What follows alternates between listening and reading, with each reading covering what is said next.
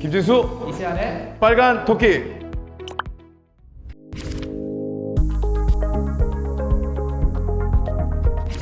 자, 오늘 그 제목이 빨간 토끼 트렌드를 묻다 2023 비즈니스 트렌드의 전망이라는 이런 주제를 가지고 이렇게 여러분들과 함께 하게 됐습니다. 오늘 사회를 맡은 저는 개그맨 김진수고요. 저는 이시안입니다. 네. 작가라는 얘기 왜 하나요? 작가이면서 개그맨이 되고 싶은 이시안입니다. 네. 저는 작가가 되고 싶은 개그맨 김진수입니다. 네, 우리 오늘 오신 분들은 뭐 빨간 토끼 채널 뭐 아시는 분도 있고 혹시나 아직 모르시는 분들도 있을 것 같아서 간략하게 좀 소개를 좀 해드릴까 해요. 네, 빨간 토끼는 평범한 사람들 속에 비범한 능력을 지닌 사람들의 이야기를 담은 채널이거든요. 그래서 많은 분들이 프로그램을 보고 뭐 다양한 인사이트를 좀 얻어갈 수 있었으면 하는 마음에 이제 만든 프로그램이고요. 앞으로 여러분들 혹시 구독 안 하셨다면 유튜브에 빨간 토끼 검색하셔서 구독해 주시고 정말 다양한 많은 분들을 만나시는 기회가 되었으면 합니다. 네, 저 역시 좀 제가 약간 뭔가 이제 나이가 들고 하니까 그동안에 배웠던 것 말고 또 새로운 걸 좀 많이 배워보고 싶어서 저는 사실 이시안 씨를 졸라가지고 이 유튜브를 만들게 됐거든요. 근데 매주 정말 하나씩 정말 좋은 거 많이 배워가고 있습니다. 여러분들께서도 많은 좋은 정보들 많이 얻어가셨으면 좋겠습니다. 저기 아까 그 설문지들 혹시 받으셨으면 설문지에 QR코드 카메라로 이렇게 찍어보시면 저희 빨간 토끼로 바로 갈 수가 있으니까요. 보시고 영상 재밌는 영상들 많이 봐주시고 그다음에 괜찮다 싶으면 구독 안 하신 분들 있으면 구독해 주시면 정말 감사하겠습니다. 자, 저희 그 빨간 토끼가 지금 벌써 얼마나 됐죠? 몇 회 정도? 글쎄 사실 정확하게 기억을 안 나는데 네, 20분 정도 지금 출연하신 것 같아요. 오셨는데 여러분들 그동안에 저희 빨간 토끼에 출연하신 분들도 오늘 자리에 좀 와 계셔가지고 기왕이면은 어떤 분들 출연하셨나 좀 소개해드리는 것도 괜찮을 것 같아서. 네. 여기 사실은 우리 대본에는 내빈이라고 되어 있는데 내빈은 좀 과하고 그동안 내빈이야, 이 사람들이. 출연하셨던 분들이 좀 와 계셔서요. 네, 좋습니다. 소개를 좀 해드릴까 합니다. 네. 사유의 서재 오영재 대표님입니다. 네. 고급 커뮤니티 공간이라고 해야 되나요? 그렇죠. 사유의 서재는 그 강남점도 있고, 앉으셔도 돼요. 네, 저희가 안 잡혀요. 앉으세요. 네, 강남점도 있고, 그리고 명동점도 있죠. 예, 그 음식도 굉장히 맛있고 커뮤니티 공간이 굉장히 잘 되어 있는 곳입니다. 여러분들 한번 꼭 놀러 가십시오. 근데 이렇게 하면 임팩트가 없고 보통 건물주라고 해야지 사람들이 오 하고 다시 보더라고요. 건물주. 네, 건물주십니다. 네. 네. 사유의 서재 가서 빨간 토끼 보고 오셨다 하시면은 커피 정도는 뭐 그죠? 와인이 나온다고요? 와, 병째 나오는 건 아니죠? 네, 와인 한 잔, 레드 와인 한 잔 정도는 해주신다고 합니다. 청춘 닭꼬치의 박진환 대표입니다. 네. 마스크 살짝 좀 한번 내려주세요. 네, 잘생긴 얼굴 좀. 네, 좋습니다. 저희 지금 최다 조회수를 기록하고 계신 그렇죠. 예. 저희가 8,000회가 넘었어요, 조회수가. 네. 그래서 많은 분들이 야 사람은 잘생기고 봐야 되는구나 네. 라고 이렇게 허탈감을 안겨주고 계신 분이죠. 매크로 돌린다는 얘기도 있고 그래요. 네, 좋습니다. 박진환 대표님이었고요. 그리고 우리 지성원 대표님 오셨나요? 혹시 아직 못 오셨나요? 이은성 대표님 오셨나요? 네네네. 우리 신바트의 이은성 대표님이십니다. 네. 바로 저번 주에 업데이트 네, 바로 저번 주에 업데이트 네, 됐죠. 맛있는 간식. 가전은 삼성, 그 다음에 간식 뭐죠? 디저트는 은성. 예, 그렇습니다. 이은성 대표님 재밌게 잘 나왔어요. 감사합니다. 자, 그리고 이현아 대표님 오셨나요? 네, 저기 슬런치 팩토리의 이현아 대표님. 네, 상수동에 있는 비건 레스토랑인데요. 정말 맛있습니다. 제가 비건이라고 얘기 안 하면은 정말 고기인 줄 알았어요. 저는 저번에 갔을 때 너무 맛있게 잘 먹었고요. 이현아 대표님은 근데 비건이 아니에요. 저분은 고기를 좋아하십니다. 고기를 좋아하는 비건 레스토랑 전문점. 자, 아무튼 뭐 이런 분들이 많이 저희와 함께 하셨었습니다. 혹시라도 뭐 주변에 나도 이분 빨간 토끼에 출연하시면 참 괜찮을 것 같은데 하시는 분 있으면요, 언제든지 저희 그 빨간 토끼 댓글이나 커뮤니티에 글 남겨주시면은 저희가 섭외해서 같이 함께 하도록 하겠습니다. 네.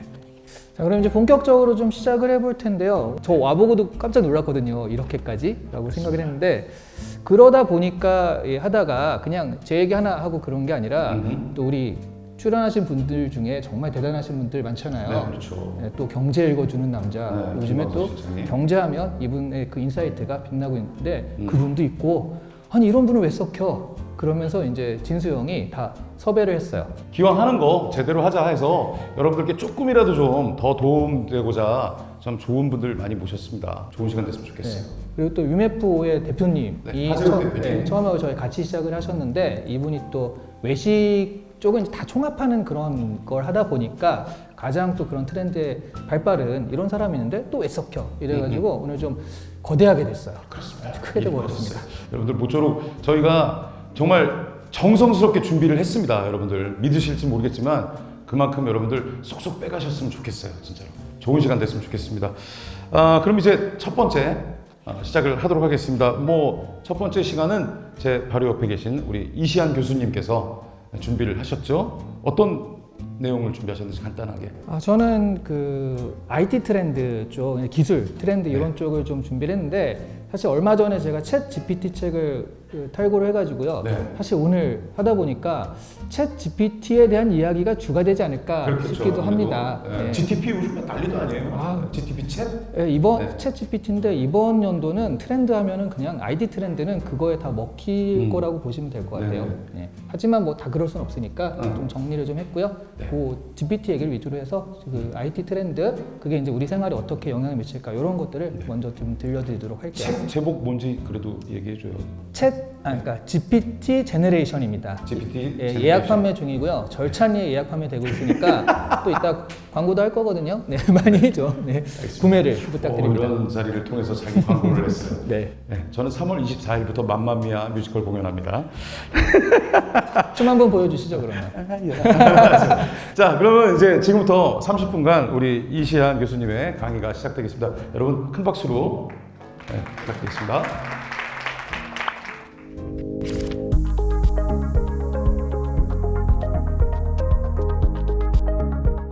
자, 오늘은 제가 IT 트렌드를 하는데 그냥 제 생각에 할 수는 없으니까 참고한 게 일단 가트너의 2023년 발표 IT 트렌드 매년 발표를 해요. 가트너에서는 매년 발표를 하는데 이것과 그다음에 CES가 있었죠.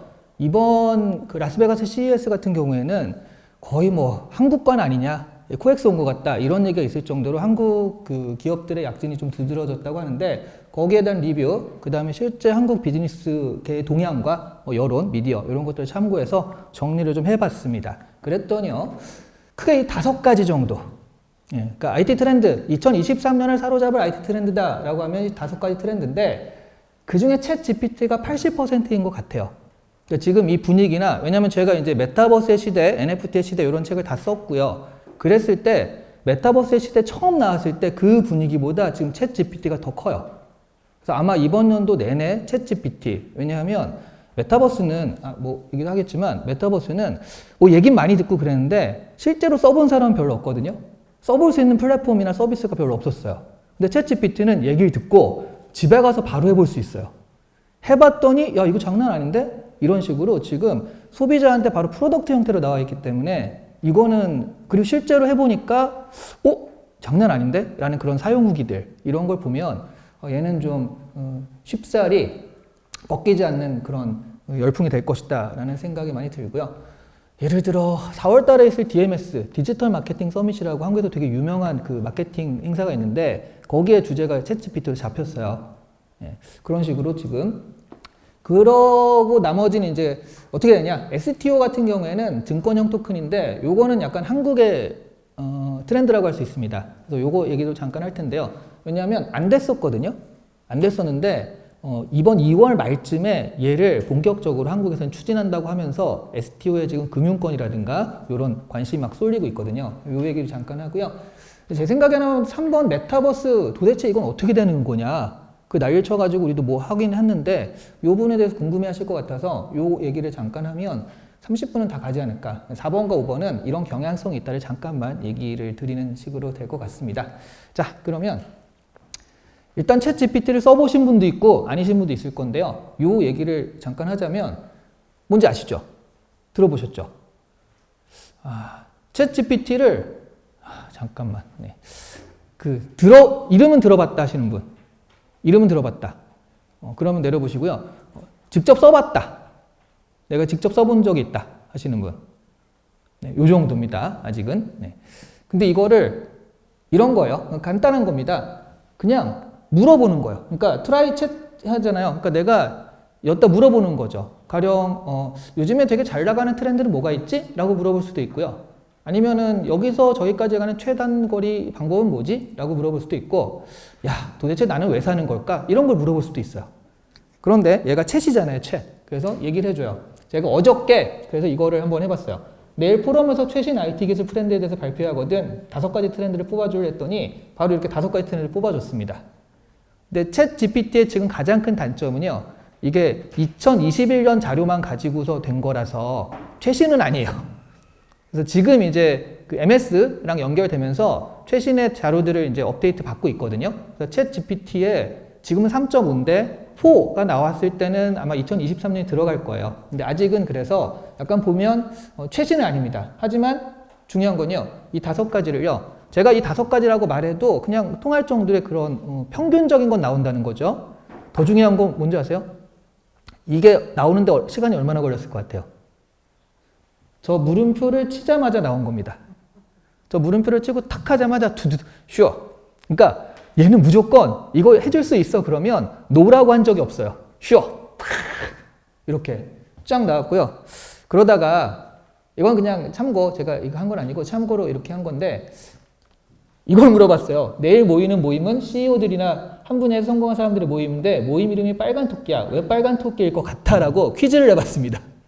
그랬더니 자세한 정보가 없어서 말할 수 없다. 모르겠다. 하지만 레드래빗이란 이름만을 추측한다면 이름이 토끼와 관련된 모든 특성인 속도, 민첩성 및 혁신의 개념, 빨간색은 흥분, 에너지 또는 열정을 나타낼 수 있으며 이는 특정 분야에서 성공한 CEO나 개인의 모임과 관련된 자질이기도 합니다. 그래서 아마 이런 뜻인 것 같다라고 짐작을 했어요. 사실 괜찮거든요. 그래서 앞으로 이렇게 얘기하고 다니려고. 그래서 흥분, 열정을 가진 아주 그 혁신, 빠른 속도를 가진 혁신가들의 모임 이런 식으로 얘기하면 그럴듯하잖아요. 네. 뭐 비범함 속에 이런 것보다 나은 것 같기도 하고. 네. 그 무슨 얘기인지 아시겠죠? 그냥 내가 되게 비즈니스적인 목적이나 이런 것뿐만 아니라 이렇게 좀 그냥 대화를 해도요. 대화가 돼요. 네. 아 요즘 사는 게 힘들어. 그러면 힘내세요. 뭐 이런 거 나오고요. 네. 이것에 채팅을 해본 사람들이 어떤 느낌을 받냐면 사람이랑 얘기하는 것 같다는 느낌을 받아요. 근데 그 사람이 너무 똑똑해서 이것 좀 해줄래? 저것 좀 해주려면 바로바로 답을 해줍니다. 심지어 여러분 사업계획서를 써주려면 사업계획서도 써줘요. 나 IR 해야 되는데 여러분이 넣는 정보가 정확하면 정확할수록 더 정확한 정보가 나와요. 나는 이런 사업에서 이렇게 해가지고 투자 계획서, 투자 제안서를 써야 되는데 일단 투자 제안서를 써줘. 그러면 나오긴 하는데 그렇게 하는 것보단 투자 제안서의 목차를 잡아줘. 목차를 잡아줘요. 그럴듯해요. 그리고 그 중에 하나를 요 목차를 좀 발전시켜줘. 또 발전시켜줍니다. 요 분야에 대해서 좀 더 자세하게 해줘. 라는 식으로 계속 프롬프트라고 하는데 질문을 할수록 좀 더 우리한테 확실하고 이익이 되는 그런 것들이 나오거든요. 그래서 바로 인디펜던트지에 이게 작년 11월 30일에 발표가 되는데 12월 달에 이런 기사가 난 거예요. 구글은 끝났다. 자, 왜냐하면 여러분 검색을 할 때 여기 오늘 이제 이걸 끝나고서 저녁을 먹고 싶어 라고 했을 때 서울 여성플라자죠. 서울 여성플라자 근처에 맛집이 뭐가 있을까를 검색을 해보면 구글에 검색을 해볼 거예요. 아니 네이버에 검색을 해보겠죠. 그러면 되게 여러 가지 결과가 나오잖아요. 그 중에 어떤 거가 광고고 어떤 게 광고가 아니고 어떤 게 진짜고 어떤 게 가짜일까요? 그건 모르는 거죠. 그래서 우리가 다 클릭하면서 우리 나름의 판단을 해봐야 돼요. 사실 나오는 정보들이 되게 키워드 하나 주면 이 키워드에 관계된 건 이거야 라고 정보를 쫙 늘어주는데 결과적으로 그것에 대한 판단은 우리가 해야 되는 겁니다. 그런데 얘는요.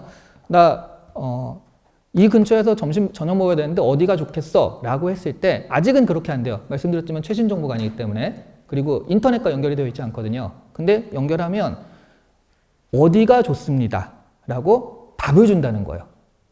그런데 그러면 걔가 좋다는 걸 어떻게 알아? 라고 했을 때요. 여기에 이제 잠재력이 있는 거죠. 지금은 그렇게 안 되지만 얘가 이제 SNS랑 연결이 됐다고 쳐볼게요. 내 SNS랑 연결이 됐어요.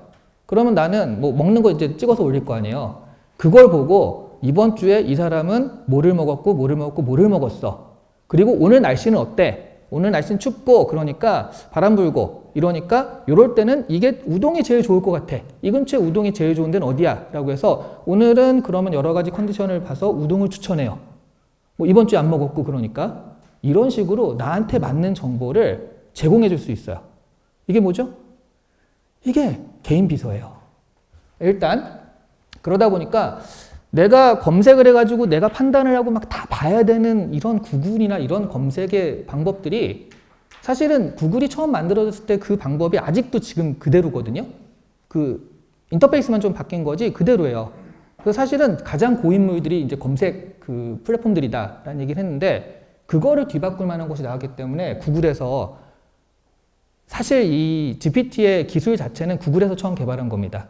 트랜스포머라는 기술을 구글에서 처음 개발한 건데 가지고 있는 거예요. 근데 이거를 내놨을 때 카니발리즘이라고 하죠. 내가 내놓은 기술 때문에 우리 사업이 망치면 안 되니까 그래서 이거를 안 내놓고 있다가요. 대표적으로 그 카니발리즘으로 망한 기업이 코닥이에요.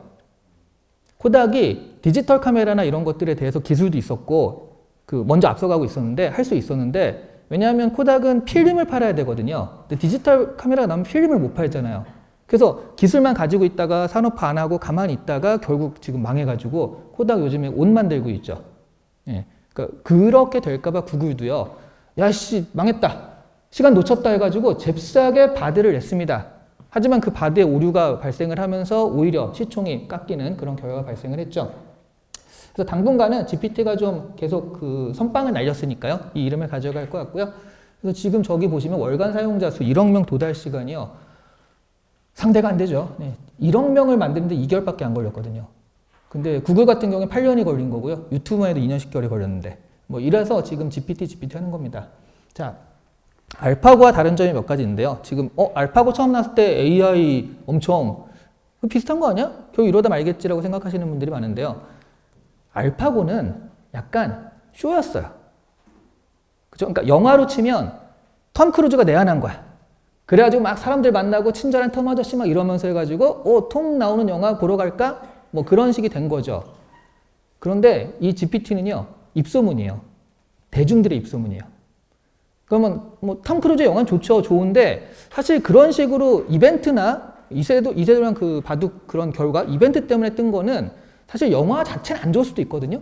그럼 한 일주일 정도 본 다음에 아씨 뭐 탐 때문에 왔는데 별로네 이럴 수도 있어요. 근데 대중들 사이에 입소문으로 나와서 흥행한 영화는 좋은 영화인 거죠. 이거는 그런 쇼잉을 한 게 아니라 대중들이 써보니까 장난 아니더라 이러면서 지금 뜬 거라. 그 중에 하나가 사람이랑 얘기하는 것 같다. 근데 여러분 튜링 테스트라고 들어보셨어요? 그 앨런 튜링이라는 수학자가 만든 건데요. 기계한테 질문을 해가지고 이 질문을 보고서 이게 기계인지 사람인지를 체크하는 거예요. 아직까지 기계가 이 튜링 테스트 통과한 적은 없습니다. 영화 같은 데 보면 그래서 막 그 브레이드 러너 이런 거 보면요. 그 인조인간인지 아닌지 막 그 질문해가지고 잡아내고 막 이런 게 있어요. 그 튜링 테스트인데 GPT가 튜링 테스트를 통과했다는 얘기가 있어요. 그래서 니네 튜링 테스트 통과한 거 맞지? 라고 이제 이게 GPT CEO거든요. 오픈 AI CEO인데 샘 알트만. 이 사람이 한 달 전쯤에 이런 글을 올린 거예요. 11월 달에 이미 올렸군요. 튜링 테스트에 통과한 이런 저기서 테크놀로지컬 테러라고 표현했는데 이런 엄청난 성과에 만족하지 마라. 이거 너무 자만하지 마라. 왜냐하면 포스에임에 비하면 아무것도 아니다.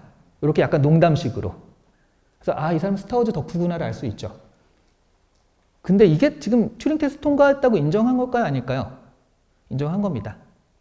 인정했는데 지금 이 사람이 진짜 똑똑한 게 이거예요. 이 정도로 GPT가 잘 돼 있으면 뭔가 빵빵 막 이래야 될 거 아니에요. 되게 조용해요. 왜? 지금 사람들이 위협을 느끼거든요. 야, 씨, 뭐 인공지능이 이러면은 내 일자리 다 날아가는 거 아니야?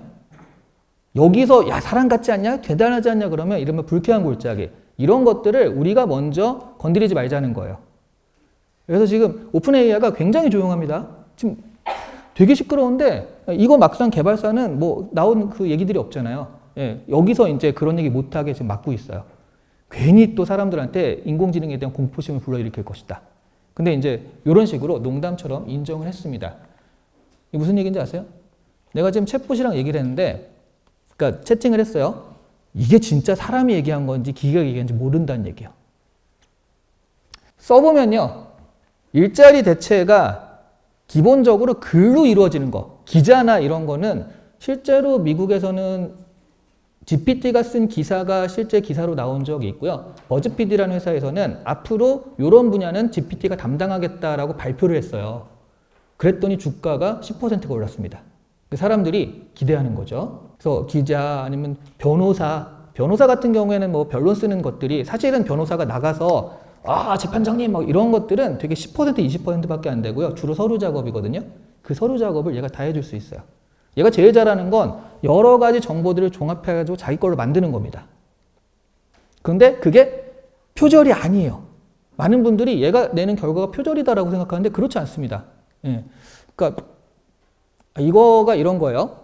생성형 A라는 게 새로운 것들을 만들어 주는데요. 가령 옛날 AI는 되게 예쁜 여자 아니면 잘생긴 남자 이런 식으로 사람 얼굴에 이름표를 달아놓는 거예요.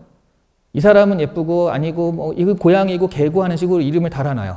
그럼 내가 예쁜 여자를 찾아줘 아니면 예쁜 고양이를 찾아줘 라고 한다면 그 이름표 중에 찾아주는 거예요.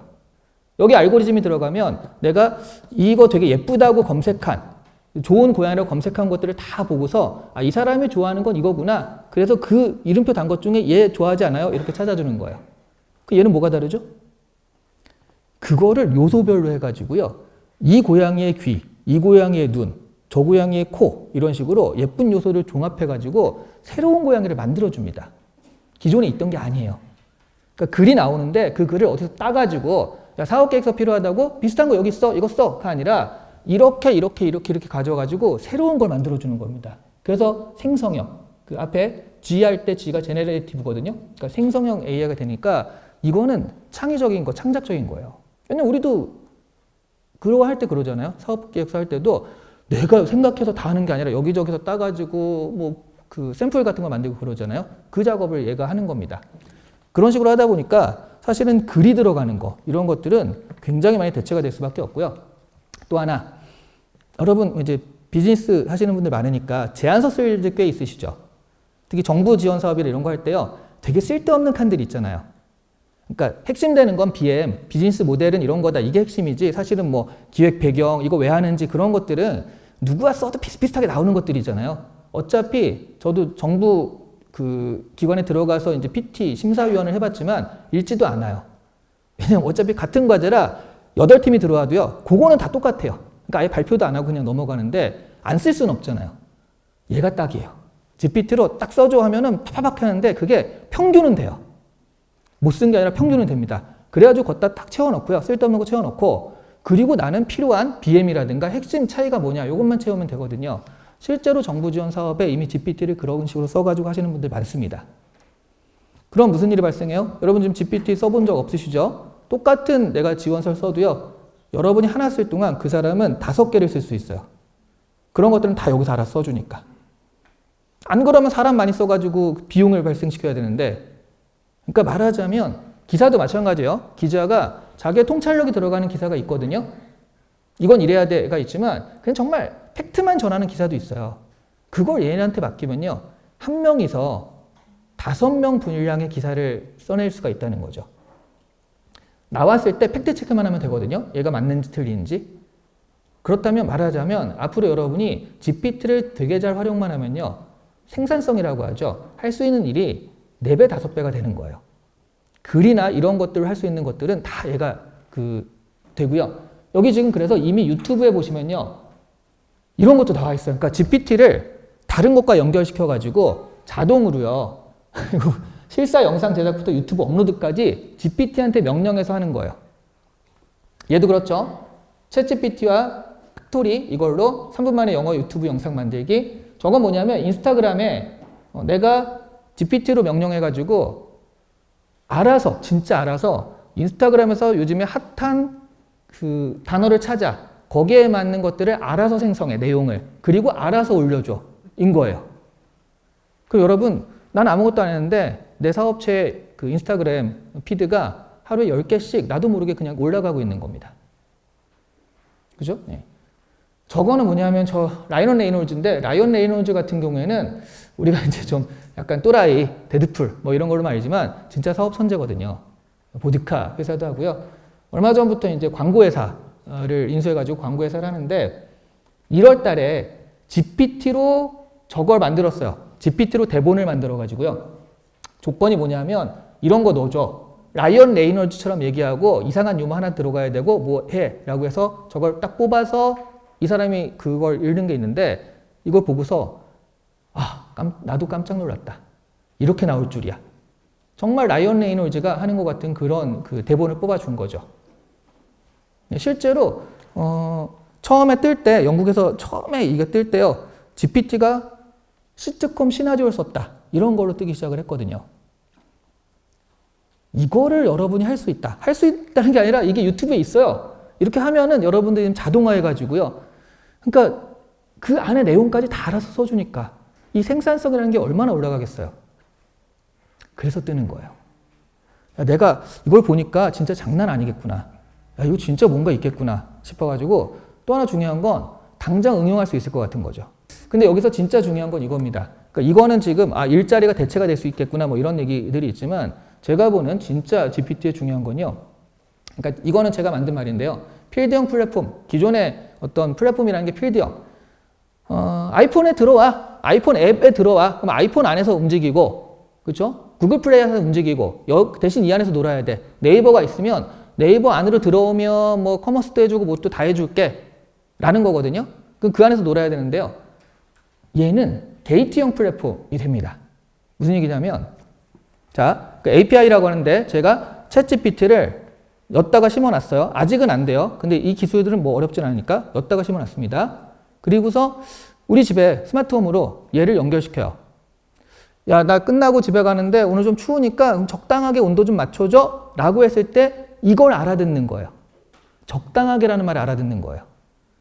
그게 기계로서는 그게 25도야, 23도야 그걸 모르잖아요.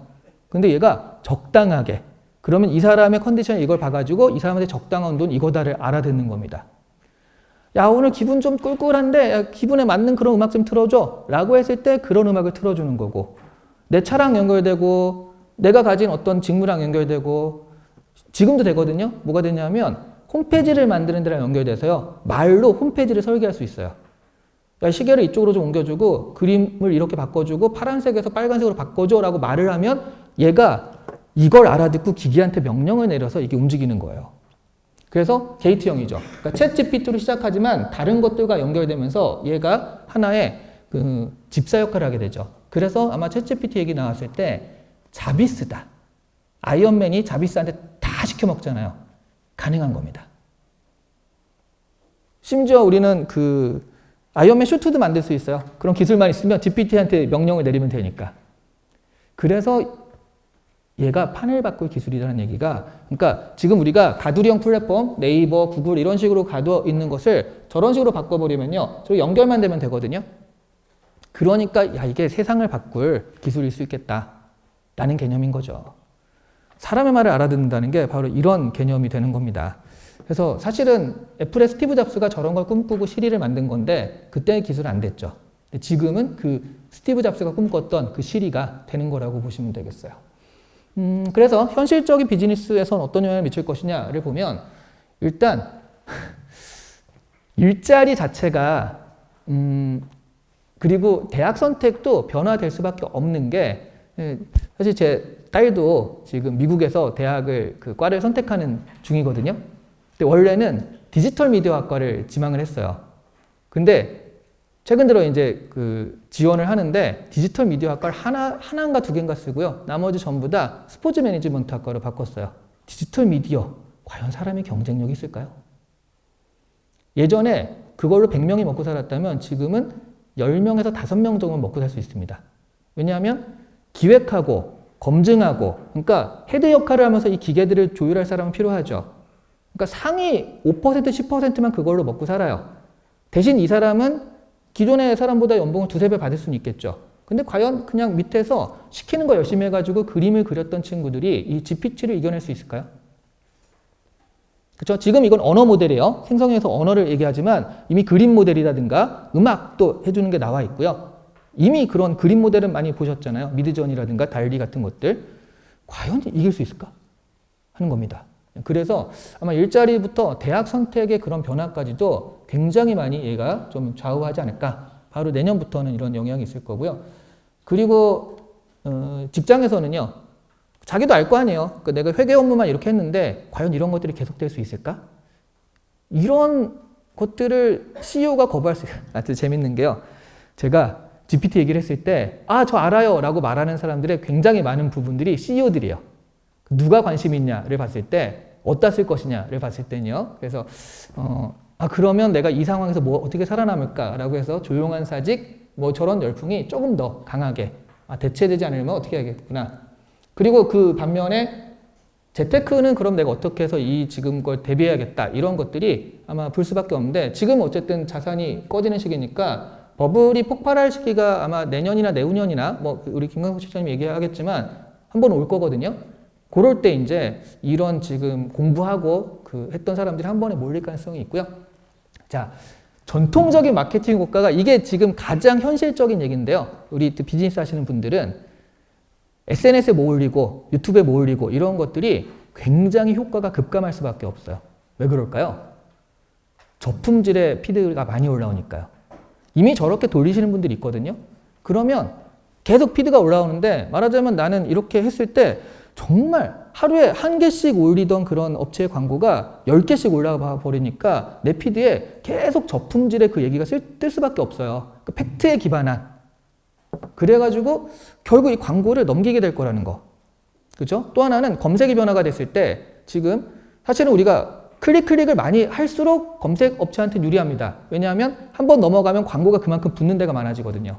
근데 그게 클릭을 안 하고 그냥 바로 질문에 대한 답이 나온다. 라고 했을 때는 그래서 지금 검색 시장이 완전히 뒤바뀐다라는 얘기거든요. 자, 반대로 여러분이 지금 광고할 때 검색 광고하고 그렇게 블로그에 글 올리고 이런 식으로 노출되는 거 하죠. 그게 안 된다고 생각해 보세요. 뭐 하실 거예요? 대안이 없어요. 그죠? 네. 그래서 제가 생각하는 아마 이 대안은요. 그래서 이런 컴퓨터가 알아서 추천해주는 알고리즘에 의해서 이런 것이 아니라 커뮤니티, 우리끼리. 그러니까 말하자면 여기서 알아서 뜨는 게 아니라 입소문이죠. 나 이런 지금 빨간 토끼 커뮤니티 있는데 저는 지금 단독주택에 살거든요. 근데 단독주택이라 뭐 하수도 막히고 그러면 뭔가 다 물어봐야 돼요. 옆집에 이거 어디가 좋아요? 물어봐야 돼요. 그러면 되게 비밀스럽게 이거 알려주면 안 되는데 알려줍니다. 네, 그게 이제 입소문이거든요. 그렇죠? 그렇게 되지 않을까? 어떤 마케팅이라는 것이. 그래서 커뮤니티 중심에 그래서 이거 점심은 어디가 맛있어라고 우리끼리 얘기하는 그런 것들이 효과가 굉장히 좋아지고요. 이런 데서 마케팅 광고로 뜨는 것들의 효과는 굉장히 떨어지지 않을까. 그거는 제가 보기엔 하반기부터 바로 나타날 효과일 거라고 생각을 해요. 그리고 뭐 각종 지원 사업, 비즈니스 하시는 분들 많으니까 지원 산업의 경쟁률이 엄청 상승합니다. 왜냐하면 예전에 하나 낼 수 있던 서류가 지금 5개로 늘어버리니까요. 이런 식으로 좀 바뀌는 것들이 바로 등장할 것 같습니다. 그 다음에 좀 GPT에 대해서 좀 궁금하시면 바로 예약 판매, 아까 얘기했던 바로 들어가시면 교보에서 예약 판매에 들어가면 됩니다. 지금 예약 판매 월요일에 걸었는데 경제경영 91위에 벌써 들어갔어요. 대단하죠? 좀 넘어갈게요. 요거 정도는 제가 한 2-3개 정도 한다고 그랬잖아요. STO가 아까 얘기했듯이 증권형 토큰인데요. 요런 겁니다. 요게 이제 화제가 되는 건 우리나라가 2월 달에 이거를 본격적으로 공개하겠다. 그럼 여러분 이제 사업하시는 분이라면 요건 아실 거죠? IPO. 그러니까 내 주식 상장해서 뭐 이거 가치를 띄우겠다는 아실 거고요. 나의 회사는 이거야. 매출은 이거고 이러니까 니네 투자할래? 그죠? 근데 아이콘은요. 그거를 주식이나 증권이 아니라 토큰으로 했었어요. 근데 이거야말로 투자하는 게 백서. 우리 사업 이렇게 할 거거든. 관심 있으면 투자해 주세요라는 개념이었어요. 근데 사실은 백서니까 그 로드맵대로 안 갈 수도 있고요. 이건 뭐 그냥 모래 위에 성 아니야? 약간 그거죠. 요 사이에 중간에 이런 게 있는 거예요. 그러니까 이렇게 사업 구조를 탄탄하게 할 필요는 없고요. 대신 자산이죠. 우리 이런 자산을 가지고 있어. 그럼 이 자산을 조각 투자해서 다 투자할 수 있도록 만든 겁니다. 그래서 보시면 저작권이라든가 요거 미술품이거든요. 미술품, 부동산. 200억짜리 부동산이 있는데 우리 회사가 이걸 가지고 있습니다.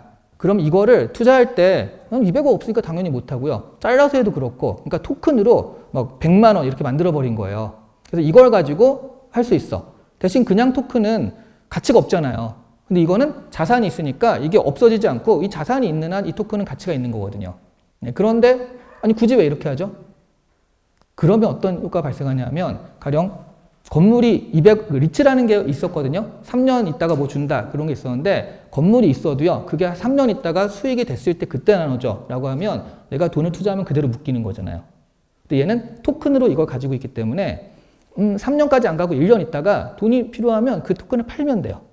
유동성이 커지고 그 다음에 그 투자하는 가치가 작아질 수 있으면서 보다 많은 거래가 일어나게 되죠. 그래서 활발한 자산 거래 이런 것들을 위해서 이제 되고 있습니다. 하지만 이것도 그래서 아마 3월 달부터 여러분들이 눈앞에 확 다가올 거예요. 투자가 이런 게 가능해? 라고 하실 텐데요. 근데 왜 지금일까를 생각해 보셔야 돼요. 왜 지금일까? 그래서 많은 분들이 또 부정적으로 예측하기에는요.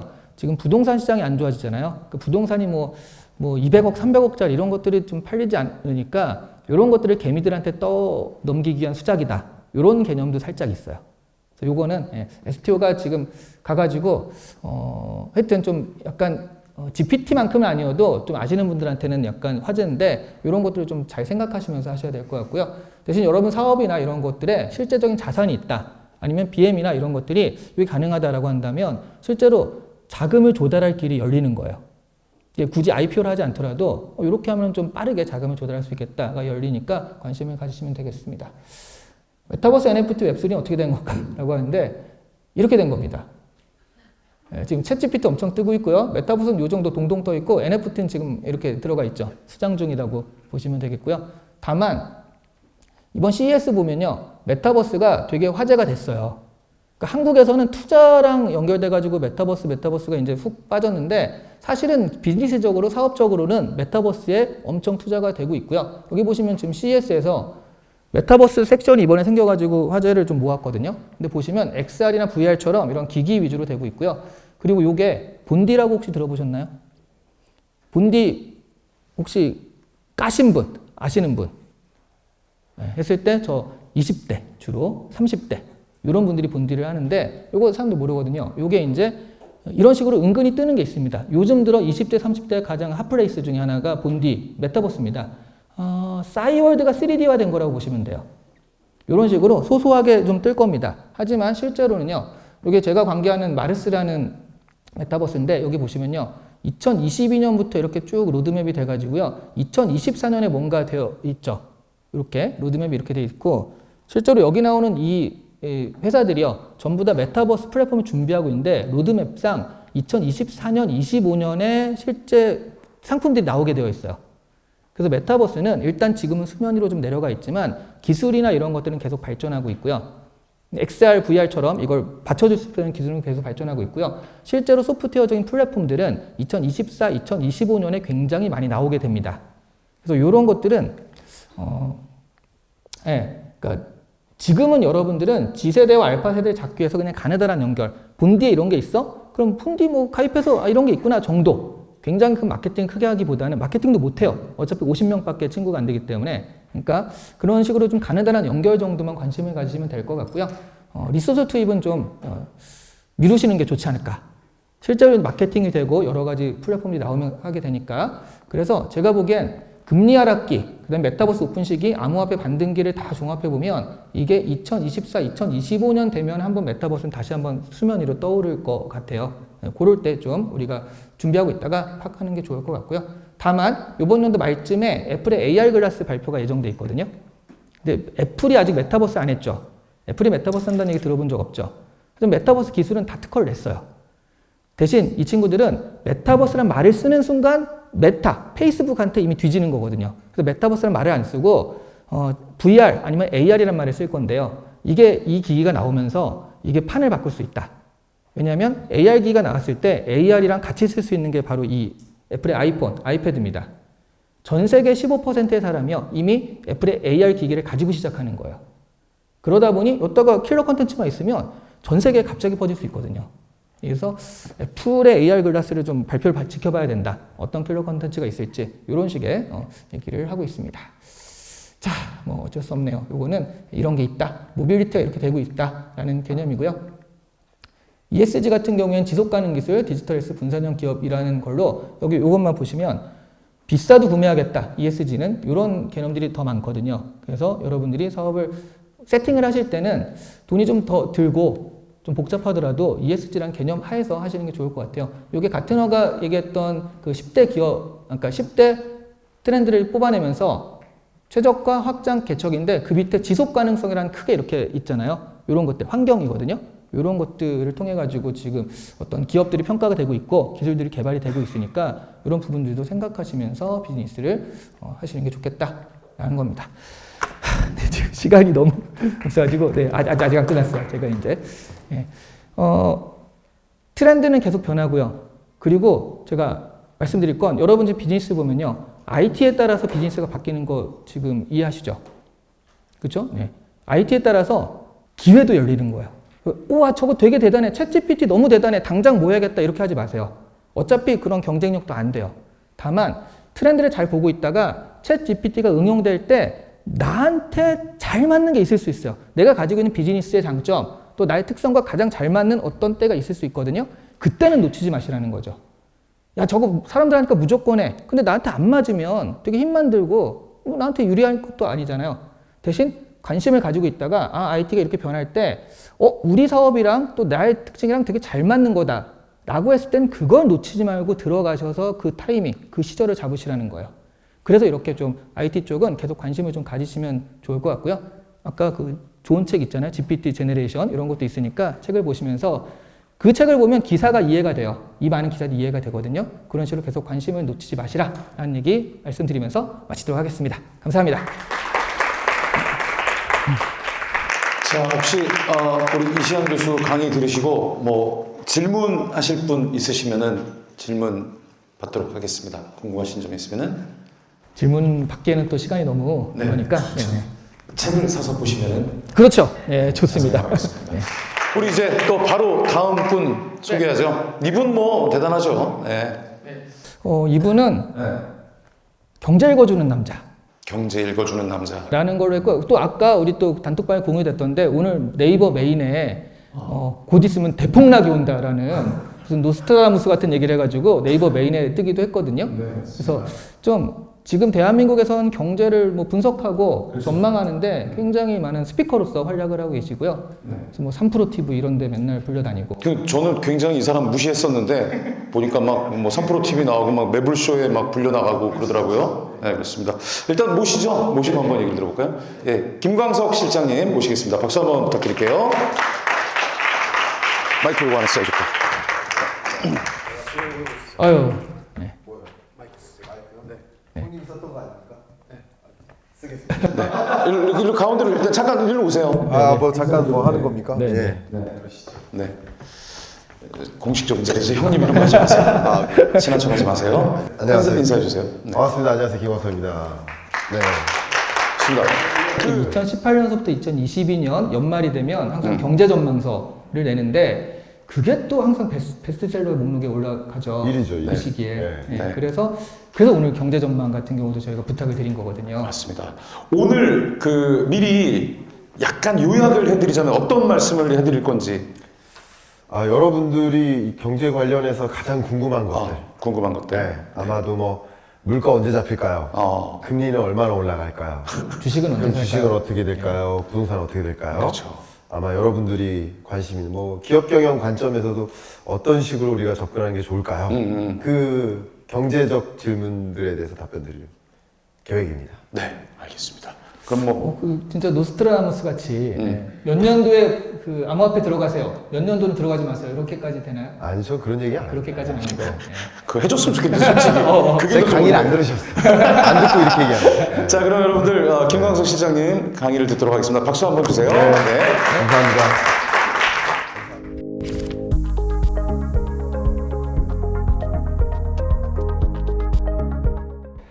안녕하세요. 경제 읽어주는 남자 김광석입니다. 반갑습니다. 네. 와, 감사합니다. 네. 방금 인사드렸고요. 저는 이제 저를 소개할 때 매년 이렇게 경제 전망서를 발간하고 있는 경제 전망의 저자다. 이렇게 소개를 합니다. 오늘은 23년 전망서에 담겨 있는 경제 전망에 관한 이야기 여러분께 마구 쏟아내 드리도록 하겠고요. 글쎄 여러분마다 이제 뭐 자랑할 거리들이 굉장히 많겠지만 그냥 제가 갖고 있는 기록이 하나 있습니다. 그 기록은 우리나라에서 홈런 개수 1등이 누굽니까? 이승엽 선수잖아요. 왜 모르세요? 네, 우리나라에서 500대 그룹사 경영전략회의 참석 건수 1등이 김광석입니다. 그래서 경영전략회의에 가서 지금 경제가 어떤 상황인지를, 그러니까 여러분들이 알고 계시는 모든 기업 다 해당됩니다. 그 기업들 결국 경제 여건이 어떤 상황이고 그럼 어떻게 대응해야 될지 그런 말씀도 좀 드려보도록 하겠습니다. 제가 질문 드려볼게요. 여러분 전쟁 전과 후는 같습니까? 다르죠.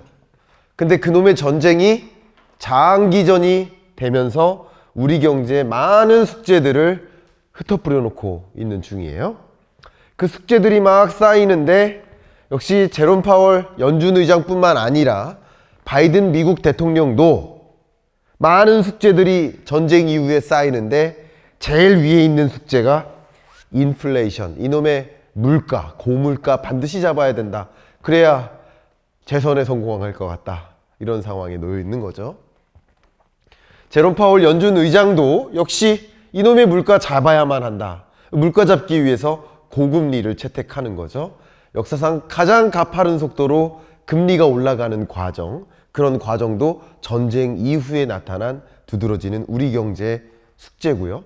그 고물가와 고금리뿐만 아니라 그것 때문에 야기되는 고환율, 역사상 가장 가파른 속도로 올라가는 이 불안한 외환 시장의 모습이나 주가가 폭락하거나 집값이 폭락하거나 경상수지 적자, 무역수지 적자, 이 모든 경제 현상들, 이게 결국 전쟁이 가져온 나비 효과에 해당된다. 이러다가 외환위기 오는 거 아닙니까? 이런 질문을 제가 정말 많이 받아요. 근데 위기 온다 안 온다가 중요한 게 아니에요. 어떻게 대응할지가 중요한 거예요. IMF 외환위기 왔을 때로 한번 돌아가 볼까요? 누군가는 어떤 정책을 가동할까 고민을 해요. 이 위기로부터 우리나라를 살릴까? 또 누군가는 외환위기 오면 강달러가 나타나겠네? 갖고 있던 현금성 자산을 모두 다 달러로 바꿔서 일확천금 벌어보자 하는 고민을 해요. 그런데 또 어떤 누군가는 그냥 공장 속에 들어가서 어제 만들던 물건 똑같이 만들고 있어요. 어제 고민했던 거 똑같이 고민하고 있어요. 마치 우물 속에 들어가서 밖에 어떤 일이 있는지 전혀 몰라요. 어제 그 문제를 풀기 위해 도입했던 공식을 여전히 도입하고 있는데 절대 어제 사용했던 그 공식으로는 오늘의 숙제를 해결할 수 없어요. 엉뚱한 공식 가지고 그 문제를 풀려 하는 거죠. 외환위기 왔을 때 누가 당한 겁니까? 우물 속에 있던 자만 당한 거죠. 결국 제가 여러분께 드리는 이야기는 아무리 경제가 어려워도 어떻게 대응할지를 고민한다면 재테크적인 측면, 경영 전략적인 측면, 자기개발 영역, 우리 나라 살림살이 마찬가지입니다. 이 국면을 정확하게 정의하고 국면에 걸맞게 대응해 나가면 좋겠다. 이 말씀을 드리면서 본격적으로 좀 시작해 볼까 합니다. 우리가 역시 전쟁 이후에 역사상 가장 가파른 속도로 이토록 고물가를 만난 적을 경험했었나? 제가 여기 앞에 딱 보이시는 분들을 평균 연령을 제가 챗 GPT에 돌려가지고 나이를 물어봤더니 만 38. 아무도 박수를 안 쳐주시고, 네, 감사합니다. 여러분이 만 41세가 안 되셨다면 이런 미국 물가 상승률은 태어나서 처음 만난 거예요. 41년 만에 최고치라는 그 고물가가 바로 그걸 뜻합니다. 우리나라도 마찬가지예요. 제가 학기 중에 학생들한테 매번 물어보는 질문이 있어요. IMF 외환위기 어땠냐고. 제가 한번 여러분께 질문 드려볼게요. IMF 외환위기 때 그때 어땠습니까? 한번 답변해 주세요. 외환위기 때요? 네. 힘들었어요. 이럴 줄 알았어요. 근데 학생들은 안 태어나서 몰라요. 그럽니다. 만 24세가 안 되는 대학생 청년들의 인생엔 IMF 외환위기란 경험한 적이 없는 일이죠. 근데 우리가 경험한 이 우리나라 물가 상승률 6.3%도 24년 만에 최고치. 이런 초인플레이션을 우리는 마주한 거예요. 전쟁 이후에.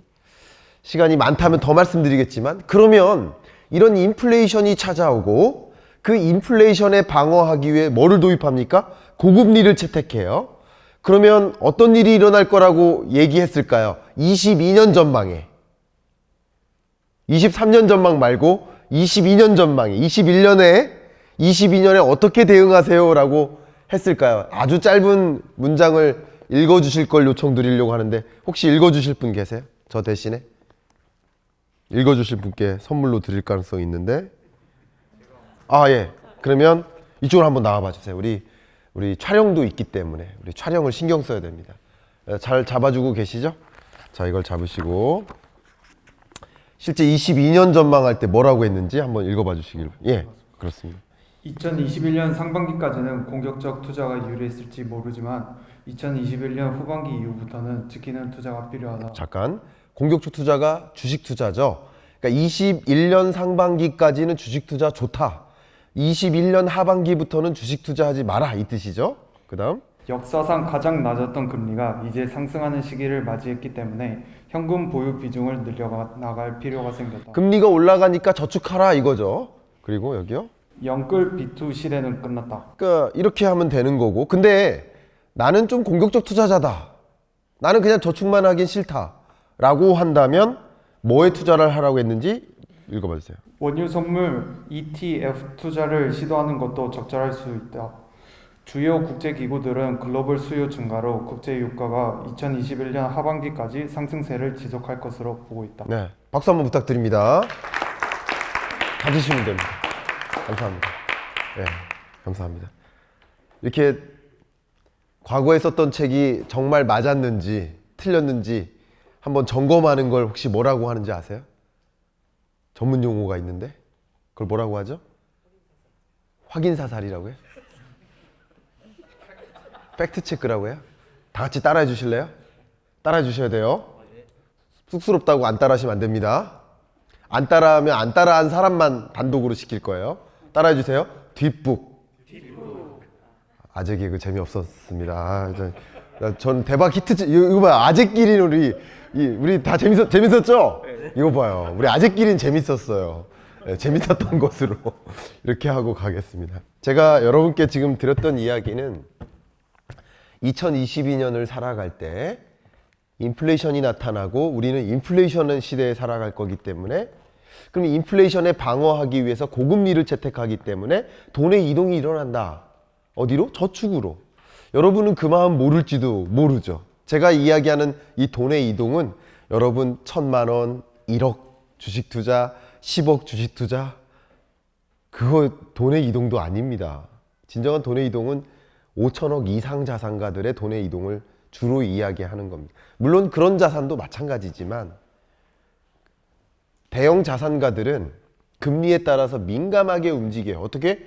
금리가 올라가면 돈을 어디다 옮겨요? 저축으로 옮기는 거예요. 당연한 겁니다. 그러면 주식시장에서 부동산 시장에서 돈이 빠져나오니까 주식 가치는 떨어질 수밖에 없는 거고 부동산 가치는 떨어질 수밖에 없는 거예요. 그냥 주식이라는 나무, 부동산이라는 나무를 들여다보기 이전에 그 가격이 결정되는 돈의 이동을 관찰하시면 되는 거예요. 그러면 하이 인플레이션이 나타나고 그 물가, 고물가에 대응하기 위해서 고금리를 채택하는 과정. 저축하셔라. 주식 투자하지 마셔라. 22년은 주식 투자하는 해가 아니다 라고 말씀드렸고, 좀 공격적으로 투자하길 원하신다면 인플레이션 시대니까 뭐에 투자를 하라? 인플레이션에 투자하라, 이 말씀 드렸던 거예요. 인플레이션 시대니까 인플레이션의 정점에 이르는 22년 6, 7월까지는 인플레이션을 야기하는 원자재 가격에 추종하는 ETF 투자를 하셔라, 이 말씀 드렸던 거고, 경영전략 관점에서는 특히 2020년부터 22년 초반까지 많은 기업들한테 공급망을 안정화하라. 공급망 체제를 완전히 갖춰라. 이렇게 말씀드렸던 거예요. 이해가시죠? 예를 들면 경영전략회의 때 제가 드렸던 이야기 한 가지, 또 제 개인적으로는 좀 저 경험으로서는 좀 역사적인 일이 있었는데, 농심그룹을 22년 1월 달에 만났어요. 근데 과자나 라면 같은 걸 생산하려면 원자재가 뭐예요? 밀가루, 식용유. 근데 제가 22년 1월에 뭐라고 제안했냐면, 원자재 비축분을 가능하다면 1년치 확보하세요. 왜? 22년에는 인플레이션이 야기되고 밀가격, 식용유 가격 급등하고, 그게 정점 찍고 떨어질지라도 강달러가 나타나기 때문에 수입 물가를 잡을 수가 없어요. 그래서 미리 비축분을 확보하는, 이게 경영 전략인 거예요. 경제 여건을 보면서 경영 전략을 세우는 거예요. 우물 속에 들어가서 경영 전략 세우는 게 아니라 내가 처해 있는 경영 환경이 어떻게 바뀌는지를 들여다보면서 그것에 맞게 움직이는 거예요. 제가 개인적으로는 근래 한 3, 4개월 동안 가스요금 올릴 때가 아니다, 전기요금 올릴 때가 아니다, 교통요금 올릴 때가 아니다, 고물가 정점 찍는 구간은 피해가라. 정책도 마찬가지예요. 경제 여건에 걸맞는 정책을 도입해야 돼요. 왜 그 수년 동안 가스요금 안 올리고 전기요금 찌끌찌끌 올리다가 왜 고물가가 문제인 지금의 민영화 경영정상화를 추진하냐 이거예요. 엉뚱한 정책인 거예요. 경제 시점을 이해할 필요가 있어요. 그래서 차라리 하반기에 올렸으면 좋겠다. 올리더라도 물가가 안정화될 때, 그죠? 모든 것이 그렇죠. 경제 여건의 변화를 살피면서 그것에 걸맞는 의사결정을 하셔야 된다. 드릴 말씀은 정말 많은데 제가 한 2시간 분량 이야기인데 30분 동안 단축시키기 위해서 대부분 생략하도록 하겠습니다. 2022년부터 어쨌든 강한 고물가 시대를 만나면서, 혹은 이례적인 물가가 나타나면서 이례적인 금리를 채택합니다. 그죠? 역사상 이토록 가파른 속도로 금리를 인상한 적이 없어요. 돈의 가치가 급격히 치솟는 거예요. 물건의 가치가 이제 떨어지도록 유도하는 모습인 거죠. 이런 와중에 지금 23년 상반기 이 경제를 좀 규명할 필요가 있는데, 이 경제는 저는 이렇게 정의하고 싶습니다. 디스인플레이션의 시대. 지난주에 제롬 파월 연준 의장이 FOMC 회의록 성명서를 통해서 이렇게 발언을 했죠. 인플레이션, 이 문제 여전히 문제가 되고 있지만 그러나 다소 안정화됐다. 이게 뭡니까? 한마디로 디스인플레이션이죠. 디스인플레이션은 물가 정점 찍고 그래도 안정화되고 있다. 정점 찍고 떨어지는 모습이다. 그러나 아직 목표하는 물가까지는 안 왔다. 이게 디스인플레이션이에요. 목표하는 물가가 몇 퍼센트죠? 2%. 그럼 2%라는 목표 물가까지는 아직 안 왔다. 그러나 여전히 정점을 찍고 그래도 긴장감은 떨어지고 있는 모습이다. 이게 디스인플레이션이에요. 근데 재밌는 거 말씀드릴게요. 시장은 정점 찍고 떨어지는 거에 주목해요. 같은 현상을 놓고 달리 해석하는 거죠. 자, 물을 마셨는데 반 남았어요. 뭐라고 생각하십니까? 반이나 마셨네. 근데 또 어떤 사람들은 뭐라고 그래요? 그래도 반이나 남았네. 현상은 같은데 다른 해석을 하고 있는 거죠. 동상이목이죠. 무슨 말이냐? 이 그래프를 보고 여기서 여기로 떨어진 것만 주목하니까 반이나 떨어졌네. 그런데 이거를 연장해 볼게요. 22년 1월부터인데 그걸 20년부터로 연장하면 사실 2%에 부합하려면 아직 멀었네. 그러니까 시장은 기대하는 거예요. 누가 기대하게 또 만들죠? 글로벌 IB 은행들이. IB뱅크가 투자하세요. 빨리 주식시장 들어오세요. 개미들아, 너네 잘 모르지? 이게 물가 잡힌 거야. 근데 연준은 뭐라고 그래요? 아직 안 잡혔다. 목표하는 물가 안 왔다. 금리 인상 계속할 것이다. 시장은 오해하고 헛된 기대감을 갖고 파월은 경계감을 가져요. 그러니까 여러분들이 경기 판단에 다소 미숙하다면 그런 시장의 호도에 이끌려 다니는 거죠. 재밌는 현상인 거죠. 그래서 제가 작년 여름부터 계속 외쳤던 표현이 파월의 마음을 이해하라. 여러분이 파월이라고 생각하고 투자하시면 어떨까? 이 말씀을 참 많이 드렸었어요.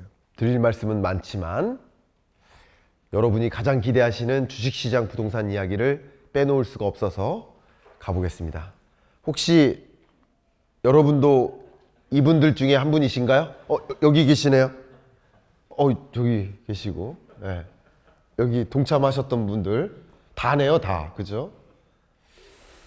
2020년에 주식 투자에서 성공한 경험을 가지고 22년이라고 했나요, 방금? 2020년 팬데믹 이후에 소위 제로금리 시대에 그때 성공한 주식 투자 경험을 가지고 22년에 고스란히 유지하면, 그 공식을 고스란히 대입하면 고스란히 까먹는다. 20년에 막 뛰어들다가 나도 되네 했다가 그 공식을 그대로 도입해서 22년에 떨어질 때마다 추격 매수합니다. 또 역시 이렇게 울죠. 뭐라고 하면서 울까요? 왜 내가 사면 떨어지지? 제가 뭐라고 할까요? 아니에요. 당신이 사서 떨어진 게 아니에요. 떨어질 때 산 거예요. 왜 떨어질 때 사냐고요? 제가 그렇게 말씀드려요. 시대를 규명하지 않은 자, 우물 속에 들어가서 차트만 보는 자, 왜 떨어지는지도 모르고 떨어지는 걸 경험하는 거죠. 2020년에 삼성전자 한 10만 전자 바라볼 때가 있었죠. 10만 전자에서 9만 전자로 떨어지니까 3프로TV에 나오는 많은 증권사 애널리스트들, 전문가들, 유명인들 다 뭐라고 표현합니까? 싸다, 담아라. 8만 전자로 떨어집니다. 그러니까 이제 뭐라고 그래요? 진짜 싸다, 담아라. 7만 전자 떨어집니다. 이제 뭐라고 해요? 정말 싸다, 담아라. 6만 전자 떨어집니다. 박앤셀이다, 담아라. 5만 전자 떨어집니다. 이제 담으려고 해도 담을 돈이 없어요. 증권사 애널리스트들이 이렇게 투자합니다. 제가 그래서 요즘 이 기업의 많은 사람들을 만날 때 실제 앙케이트 조사를 해요.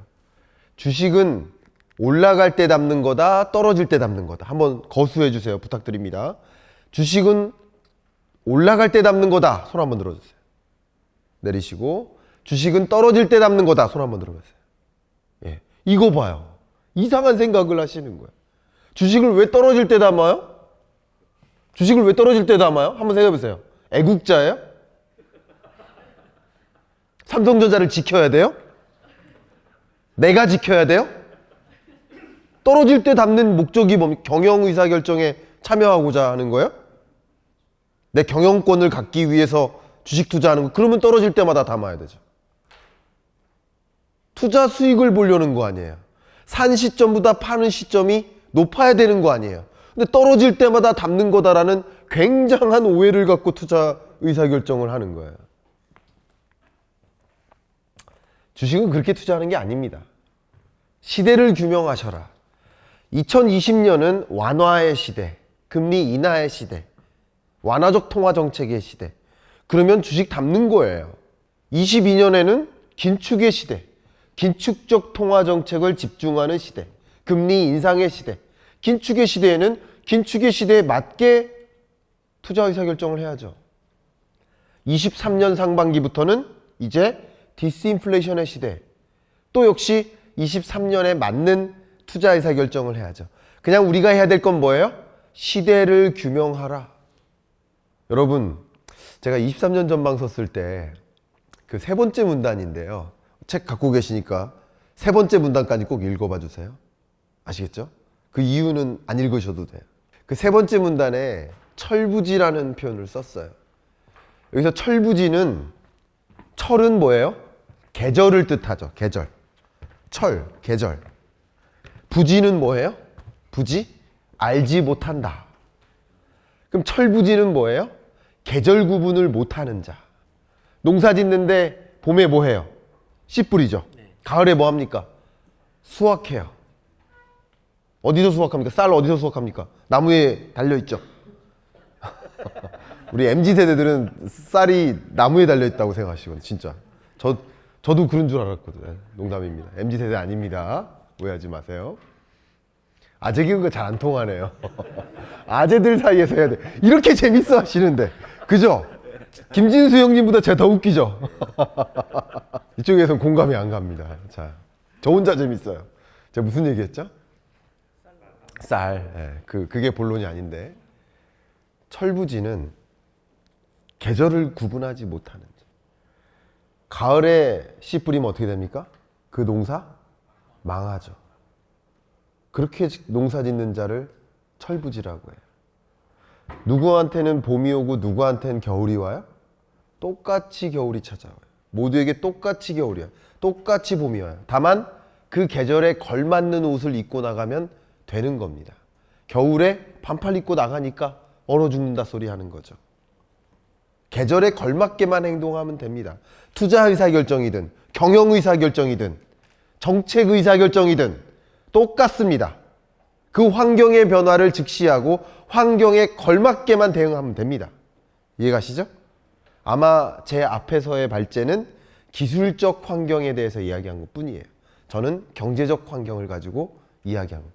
그 환경의 변화를 이해하고 그 환경 변화에 걸맞게 대응하면 됩니다. 제가 아마도 부동산 시장 얘기 안 하면 여러분 괜히 왔다 이러실 거죠? 그래서 말씀드리겠습니다.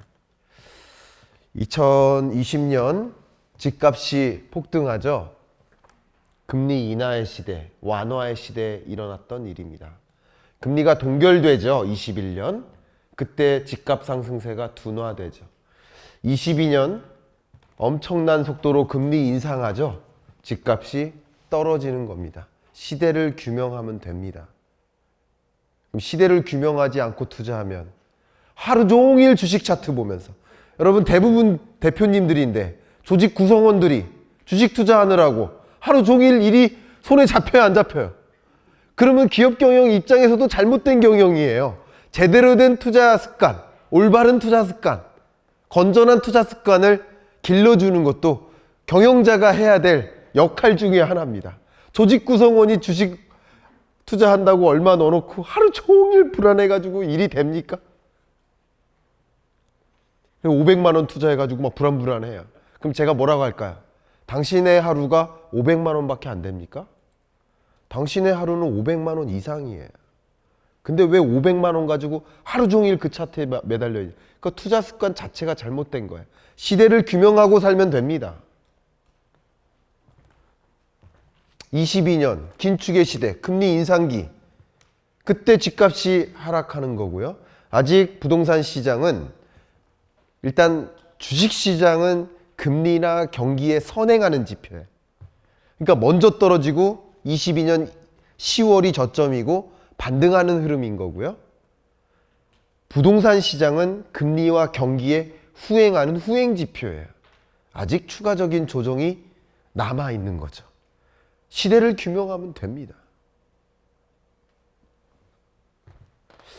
드릴 말씀은 정말 많습니다만 저는 시간을 지키기 위해서 마지막 코멘트를 드린다면 제가 제 개인 유튜브 채널에서는 이런 부분은 실시간으로 업데이트를 해드리고 있지만 여러분이 스스로 부동산 시장에 대해서 진단을 하셔야 될 때 저처럼 여러 가지 수백 가지 지표 다 봐가면서 하기 어렵다 그러신다면 딱 하나는 보셨으면 좋겠다.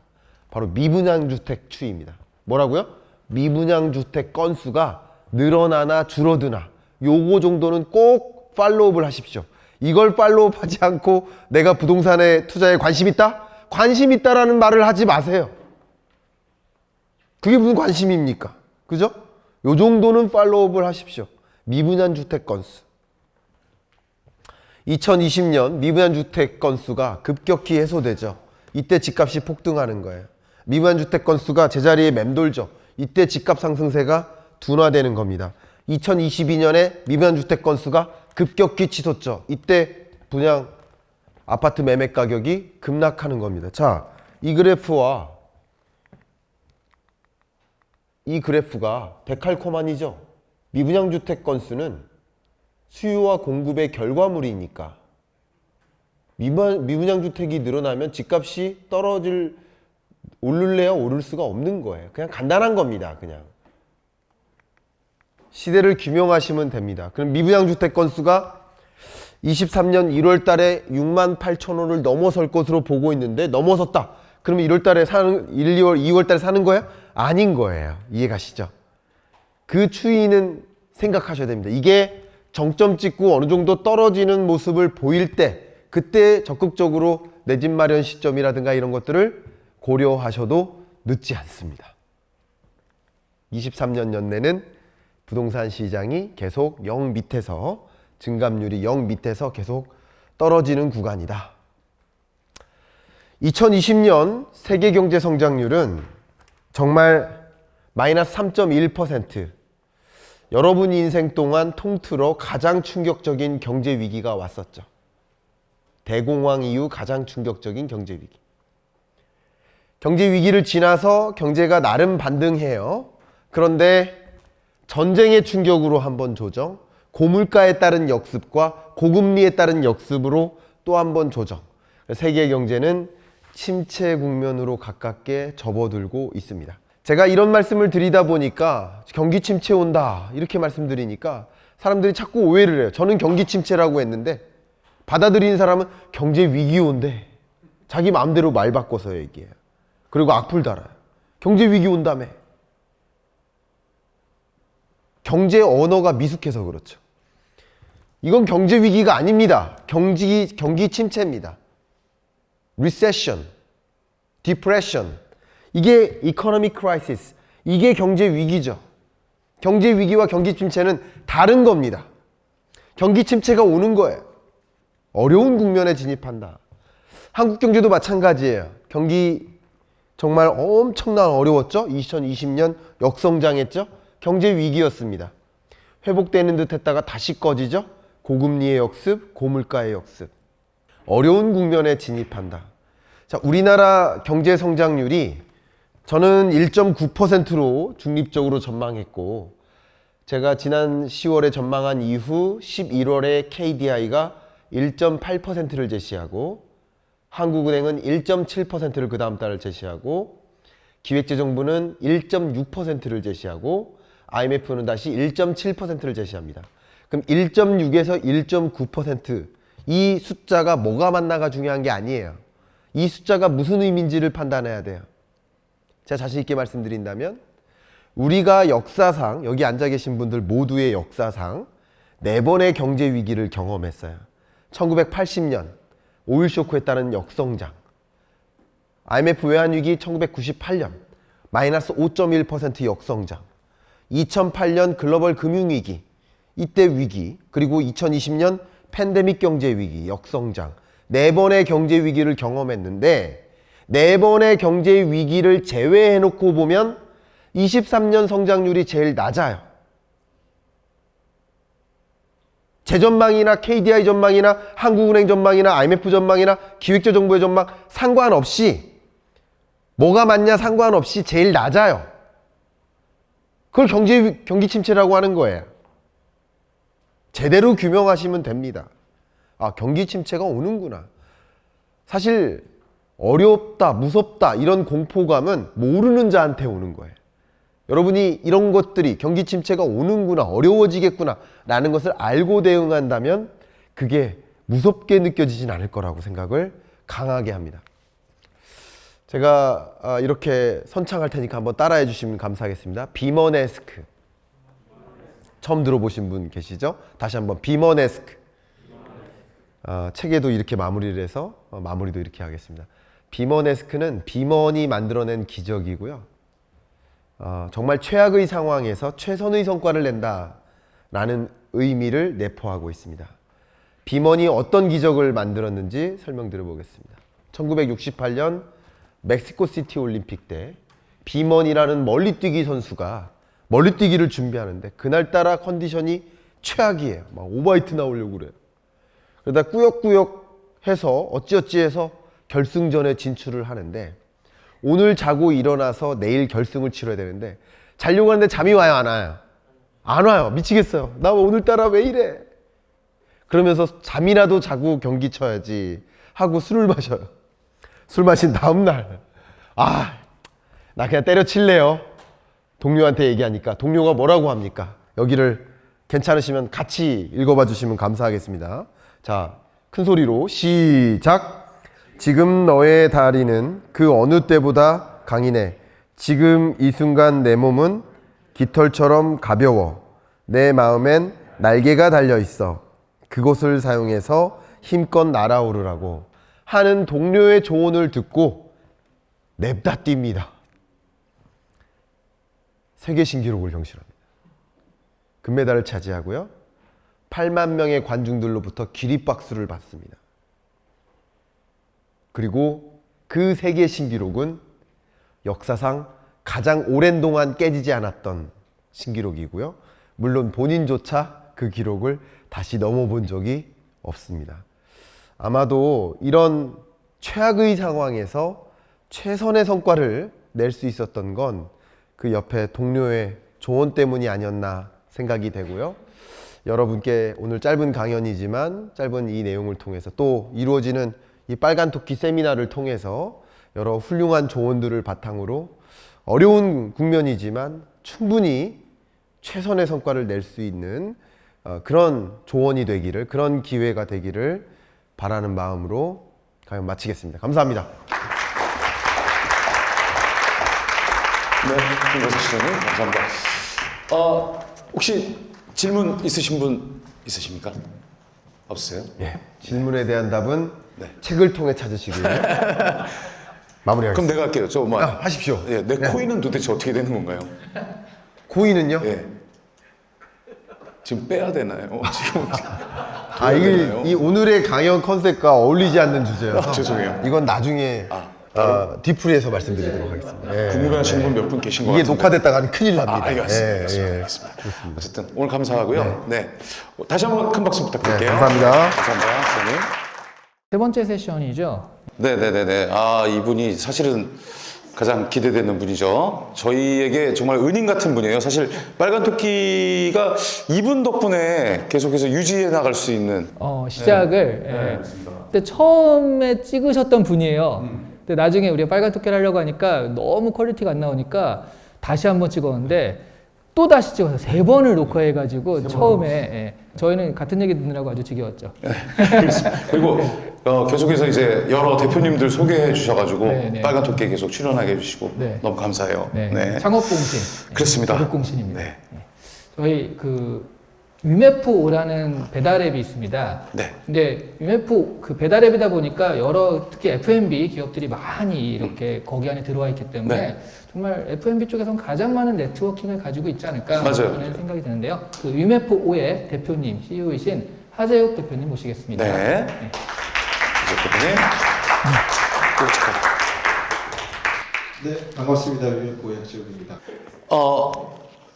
소개 다 아시니까 위메포에 대해서는 빨간 토끼의 마루타 그리고 빨간 토끼의 그 섭외부장을 맡고 있는 위메프5의 하재욱입니다. 반갑습니다. 네. 자, 오늘 어떤 이야기 해주실 건가요? 일단 F&B 최근 트렌드 관련해서요. 저희가 접하고 주변에서 듣고 그리고 현재 많이 이슈되는 얘기들 이런 것들을 좀 편하게 들으실 수 있도록 준비했습니다.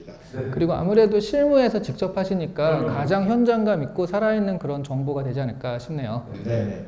네, 여러분 재밌게 들어주시기 바랍니다. 네.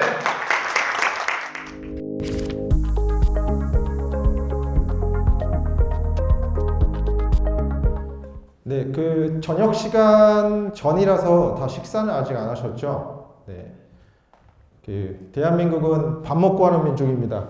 대부분 인사로 식사하셨나요? 혹은 유명한 그 영화의 한 장면이죠. 밥은 먹고 다니냐. 굉장히 대한민국에서 쓰는 말 중에 밥과 연결된 게 많습니다. 떡밥, 밑밥, 그리고 뭐 안 좋은 얘기로 콩밥, 뭐 여러 가지 얘기 있고, 그리고 그 친구는 밥은 벌어먹고 사냐? 예, 긴밀하게 이렇게 밥과 우리가 연결되어 있는데요. 한 예로 그 일본하고 한국하고 이제 비즈니스 줌 미팅을 하다가 이게 시간이 길어지면 한국 사람들은 9시 되면 밥 먹고 합시다 그래서 진짜 밥을 먹는답니다. 그러면 일본에서는 그 문화를 이해하지 못하는. 우리는 식사가 끼니가 걸르면 굉장히 큰 일이죠. 그래서 이런 것들이 지역적으로 우리나라가 사계절 굉장히 뚜렷하기 때문에 식재료도 굉장히 많고 이렇게 파생되는 음식도 굉장히 많습니다. 그리고 예전에 이제 궁중 음식이라든지 서민 음식 이런 것들이 또 나중에는 콜라보 되기도 하고 여러 가지 것들 그리고 우리는 산도 많고 또 삼면이 바다로 이루어져 있기 때문에 해산 자원도 많고 뭐 농산물도 많고 굉장히 복합적인 음식들을 우리가 경험하고 그래서 해외 나가면 한국 음식이 굉장히 그립잖아요. 그리고 최근에 유튜브를 보면 외국인들이 그 한국 음식을 굉장히 즐겁고 맛있게 먹는 걸 보면서 뿌듯함 느끼고 희열을 느끼고 있습니다. 그만큼 먹는 것과 굉장히 밀접해 있고 우리의 외식 문화도 계속적으로 좀 변화되고 있는데요. 일반적으로 보면 많죠. 우리나라는 먹는 게 오첩반상이라고 하고 찌개 꼭 있어야 아직도 밥 드시는 분들이 있고 뭐 샌드위치 이런 거 먹으면 뭐 속이 안 좋다 이런 분들도 있고 굉장히 이제 음식과 관련된 것들이 또 안주 문화가 되게 발달되어 있는데요. 외국 분들이 한국 와서 놀라시는 게 1차로 삼겹살 먹고 2차로 치킨집을 갔다가 3차로 또 감자탕을 먹으러 간답니다. 근데 왜 한국 사람들이 이렇게 날씬한가? 본인들은 그렇게 많이 안 먹는데 굉장히 살이 쪄 있고 그리고 제가 만난 저희 집에서 잠깐 이제 프랑스 친구가 있던 적이 있는데요. 그 친구는 한국에 와서 뭐가 제일 음식 문화 중에 뭐가 제일 이상하냐라고 했더니 한국 사람들은 무슨 음식을 먹을 때마다 이거 몸에 좋아. 삼계탕, 이게 몸에 좋은 거야. 다 몸에 좋답니다. 그만큼 우리는 모르지만 몸에 좋은 음식을 여전히 우리는 잘 찾고 있고 그리고 변화되는 음식들 이런 걸 굉장히 많이 접하고 저희는 그런 삶을 지금 살고 있습니다. 그래서 외식 문화도 굉장히 다 빠르게 변하고 있는데요. 외식 트렌드에 대해서 최근의 변화 이런 것들을 살펴보면 뭐 아니면 도가 제가 뽑은 키워드입니다. 코로나 때 이제 해외 여행이 막히고 국내에서 이제 외식 문화도 많이 변경이 있었는데 많은 것들은 이제 배달 시장이 많이 커졌고 그리고 1인 시장 그 다음에 혼밥 이런 것들이 이제 키워드로 오고 있는데요. 최근 이슈를 보시면 이제 런치플레이션이라는 워딩이 굉장히 많이 회자되고 있습니다. 런치와 인플레이션의 합성어인데요. 점심시간에 저희 회사의 직원분들도 이제 끼니를 사내에서 도시락으로 드시는 분이 굉장히 많아지셨어요. 그게 월간으로 계약을 해서 이렇게 보내주는 것도 있고요. 그래서 굉장히 많이 편의점을 이용하고 있는데요. 그래서 편의점 한 끼 식사 비중이 굉장히 높아졌습니다. 그리고 저희가 어렸을 때보다 편의점에서 먹을 수 있는 종류도 되게 다양해지고 도시락도 브랜드화돼서 백종원 씨가 하는 뭐 브랜드도 있고 여러 가지 브랜드들이 나오고 있는데요. 보시면 편의점 매출이 지금 급성장하고 있습니다. 그리고 이 표를 보시면 되게 중요한 게 이게 삼각김밥의 대용량의 비율이 변화된 겁니다. 그러니까 예전에는 삼각김밥을 뭘 먹으면서 서브로 먹는 그런 음식이었다면 지금은 되게 간단하게 메인으로 그래서 삼각김밥 코너에 가시면 얇은 것도 있고 큰 것도 있고 두 개가 붙은 것도 있고 굉장히 대용량을 선호한다는 것이 이제 간단하게 싸게 점심을 해결하고 있는 트렌드들이 있고요. 최근에 GS 같은 경우는 유명한 맛집과 콜라보를 해서 뭐 밀키트 제품이 아니라 그냥 편의점 제품들을 출시합니다. 그래서 굉장히 다양한 이런 그 편의점을 이용하는 니즈를 조금 더 빠르게 이제 움직여서 이런 콜라보 제품들도 많이 내고 있고요. 예전에는 이제 우리가 들었을 만한 유명 브랜드들이랑 콜라보를 했다면 최근에는 이제 노포 맛집 생소하지만 저희가 멀어서 뭐 갈 수 없는 것들 이런 것들과 콜라보를 해서 제품들을 출시하고 있습니다. 반면 되게 희한한 현상이 있습니다. 오마카세는 지금 다 예약이 돼서 예약을 할 수 없을 수준으로 올라가고 있습니다. 그래서 제가 뭐 아니면 도라고 말씀드린 게 점심을 간단히 해결해서 그걸로 모은 돈으로 가심비에 맞는 본인이 원하는 레스토랑을 예약해서 지금 젊은 층들이 SNS로 이제 맛집에 가서 홍보도 하고 맛집에 간 본인을 홍보하죠. 그래서 오마카세 같은 경우는 지금 뭐 작년도 기사지만 12월에 호텔 예약이 다 찼고요. 한쪽에서는 이제 런치플레이션이고 그런 행동을 하는 분들이 본인을 위해서 또 그 오마카세를 예약하기도 하고 이렇게 굉장히 큰 극명하게 시장이 이렇게 갈리고 있습니다. 그래서 최근에 또 설 선물 세트를 보면 어중간한 가격대 제품이 많이 팔리진 않고 굉장히 아예 싼 제품이라든지 아니면 60만 원대, 50만 원대 한우 세트가 백화점에서 출시했는데 빠른 시간 내에 다 매진되고 이렇게 극명하게 나눠지는 그런 현상들이 일어나고 있습니다. 그래서 가심비라고 하는 것들 많이 들어보셨을 텐데요. 가성비에서 파생된 말이지만 가심비, 비용이 들더라도 내 심리적인 만족감을 주는 곳에 사람들이 돈을 쓰고 있습니다. 저희가 여행을 가보면 그 여행지가 정말 좋아서 좋은 것도 있지만 내가 여행을 왔다는 사실이 좋지 않나요?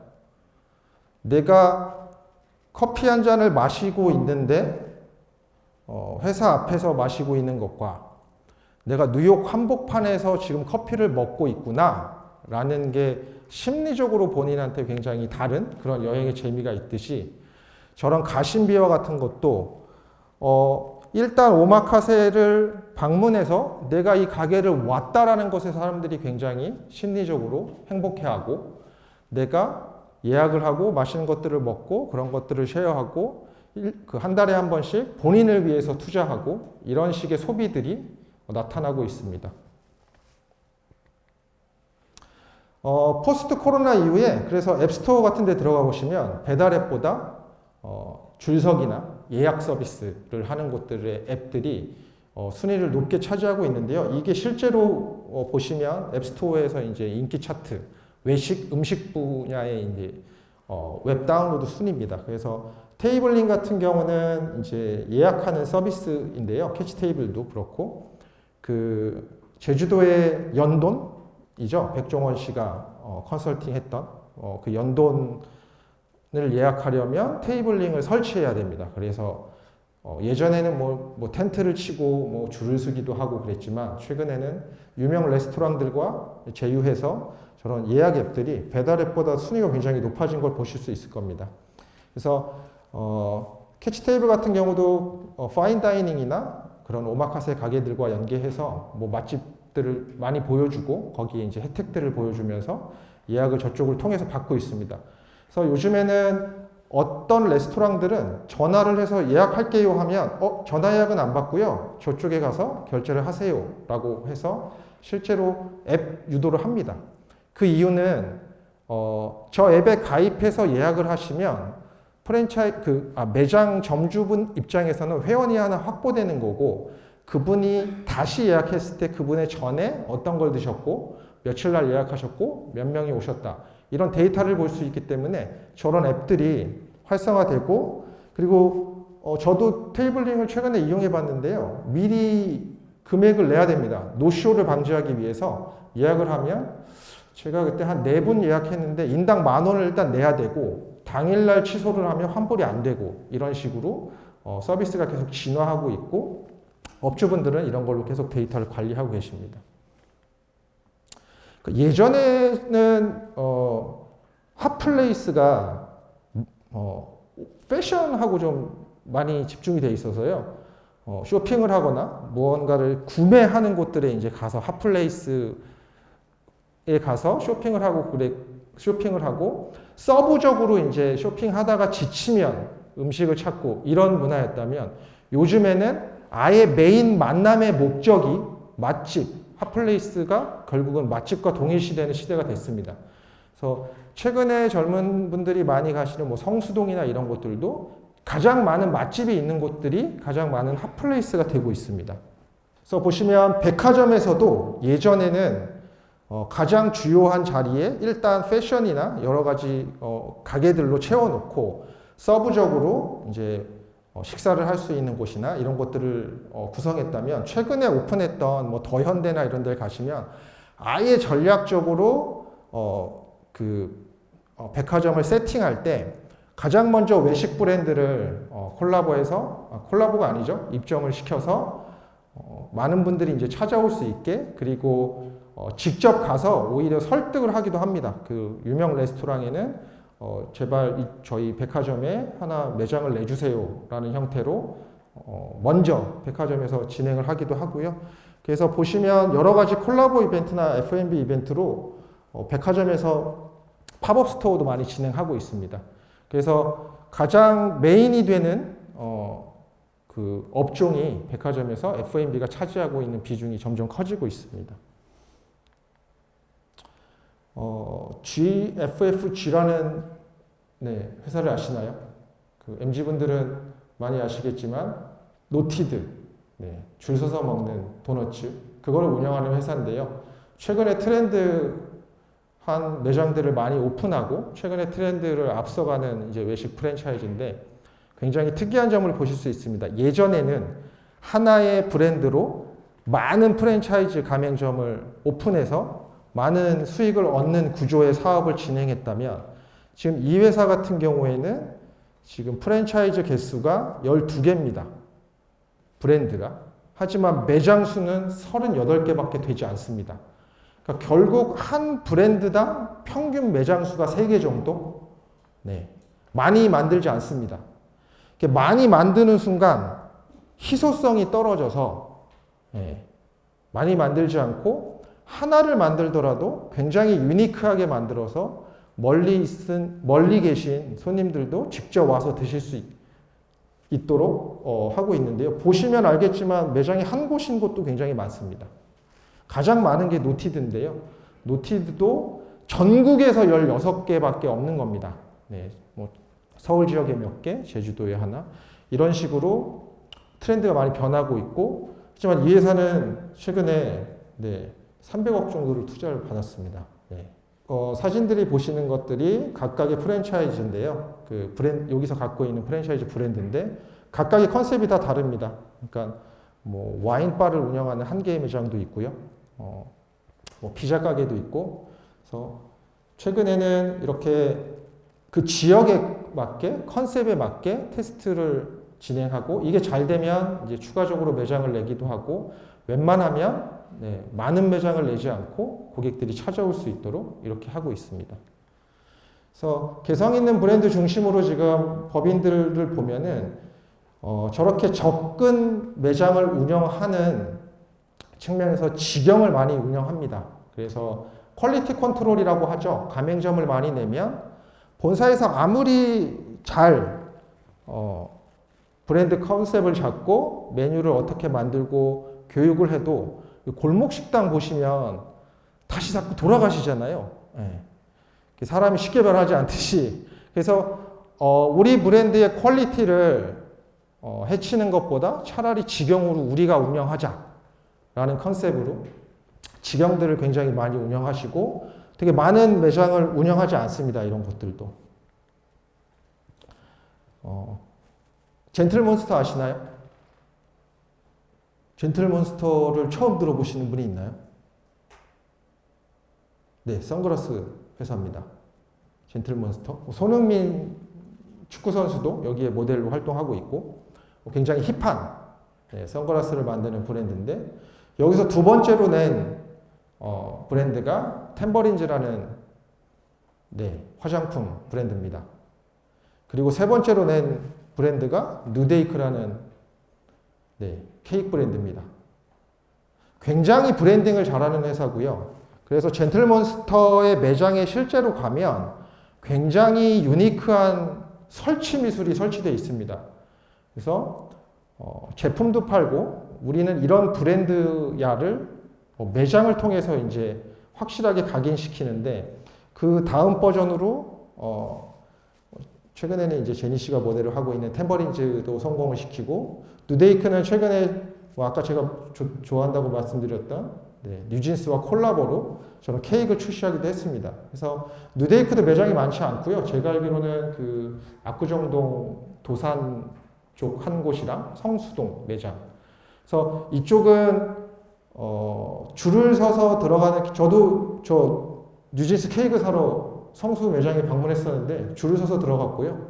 실제로 일본 그 케이크들은 그날 다 소진이 돼서 매장도 굉장히 유니크합니다. 뭐 동상들도 있고. 그래서 들어오시면 대부분의 많은 분들이 이제 여기 왔다 SNS에 남기기도 하시고 경험적인 측면에서 내가 여기 왔다라는 것을 좀 자랑할 수 있는 이런 공간으로 탈바꿈하고 있습니다. 지금 보시는 그 회사도 더티 드렁크 이거는 파주에 있는 큰 이제 카페고요. 말똥 도넛이라는 것도 이제 파주 쪽에 있는데 이 브랜드는 특이하게 그 임대료가 비싼 서울 도심이나 이런 데 매장을 내지 않습니다.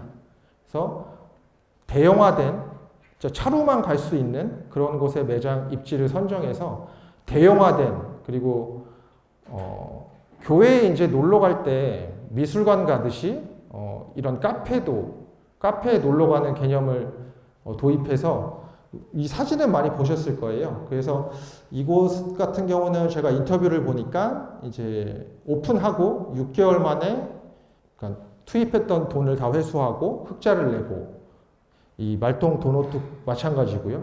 그래서 예전 같은 경우는 성공하려면 좋은 위치 그리고 유동인구가 많은 이런 쪽을 택했다면 아예 임대료가 적고 대형화할 수 있는 이런 곳으로도 매장을 내고 있는 이런 트렌드가 있습니다.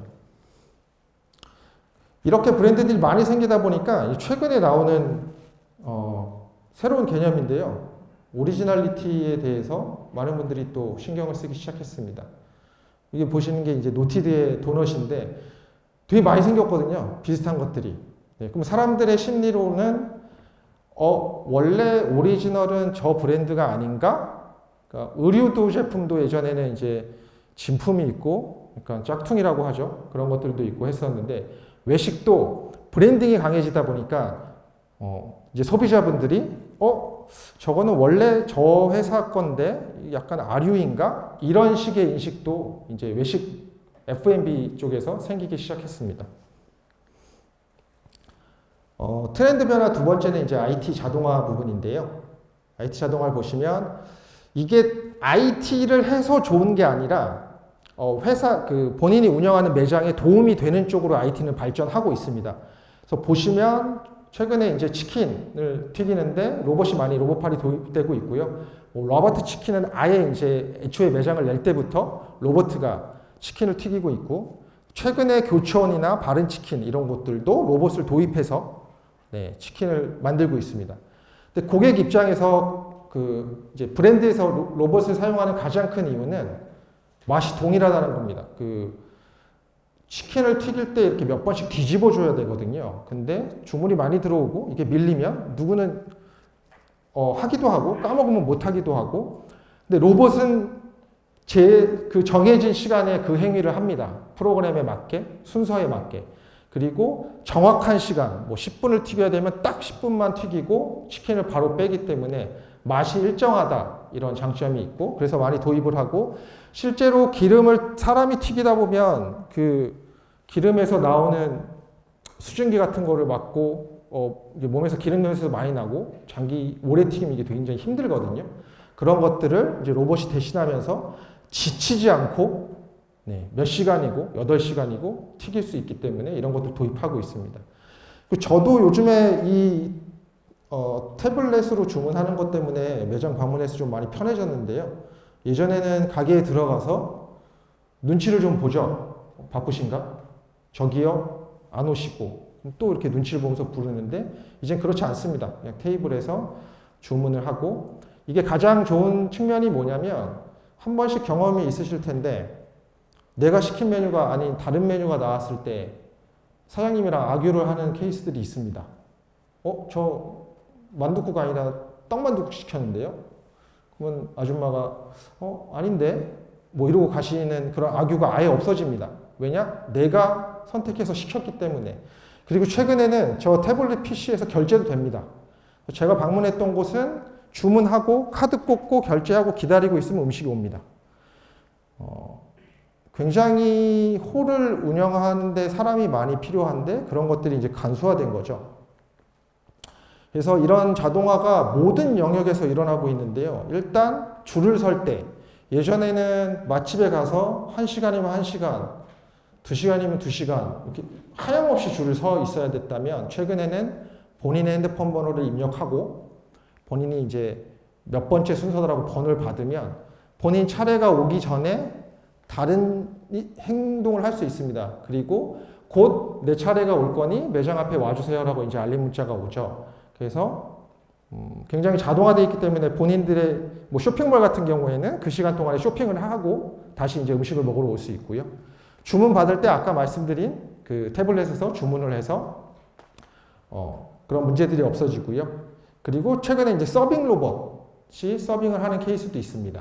그래서 이거는 근데 뭐 굉장히 작은 매장이나 뭐 이런 곳들에서는 사실은 사용하기 좀 힘들지만 대형화된 매장에서는 서빙 로봇이 서빙을 잘 하고 있고요. 아까 말씀드린 결제 이런 곳들에서도 결제가 자동으로 일어나기 때문에 점점 고객과의 그 업주와의 접점이 사실은 되게 줄어듭니다. 근데 여기서 되게 중요한 포인트가 보통 가게 가서 맛을 평가하기도 하지만 친절도를 평가하시잖아요. 네. 근데 치킨 튀기는 로봇이 불친절했어. 이런 말 안 하시잖아요. 서빙 로봇이 불친절하게 왔어. 우리는 이렇게 평가하지 않잖아요. 네. 그래서 결국은 친절도에 대한 측면도 굉장히 많이 이게 자동화로 인해서 그런 악유가 없어지는 그런 또 이점이 생겼습니다. 근데 이게 반드시 좋은 것은 아닙니다. 아까 뭐 장난스럽게 이제 아재 개그라고 말씀하셨지만 나이 드신 분들은 사실 키오스크 잘 사용 못 하거든요. 저도 최근에 나오는 게임들, 자녀들이 하는 게임들 보면 너무 어렵습니다. 이게 뭐 버튼도 너무 많고. 그래서 최근 지자체에서는 그 강의를 만들어서 노인들이 키오스크를 사용할 수 있는 교육을 그 센터에서 오픈해서 지자체 비용을 쓰기도 합니다. 네. 그래서 뭐 동영상을 하나 보여드리려고 하는데 시간이 없으니까 일단 넘어가겠습니다. 네. 그리고 프랜차이즈 같은 경우는 이제 자사 플랫폼이나 이런 걸로 회원을 확보하는 쪽으로 데이터를 많이 옮기고 있는데요.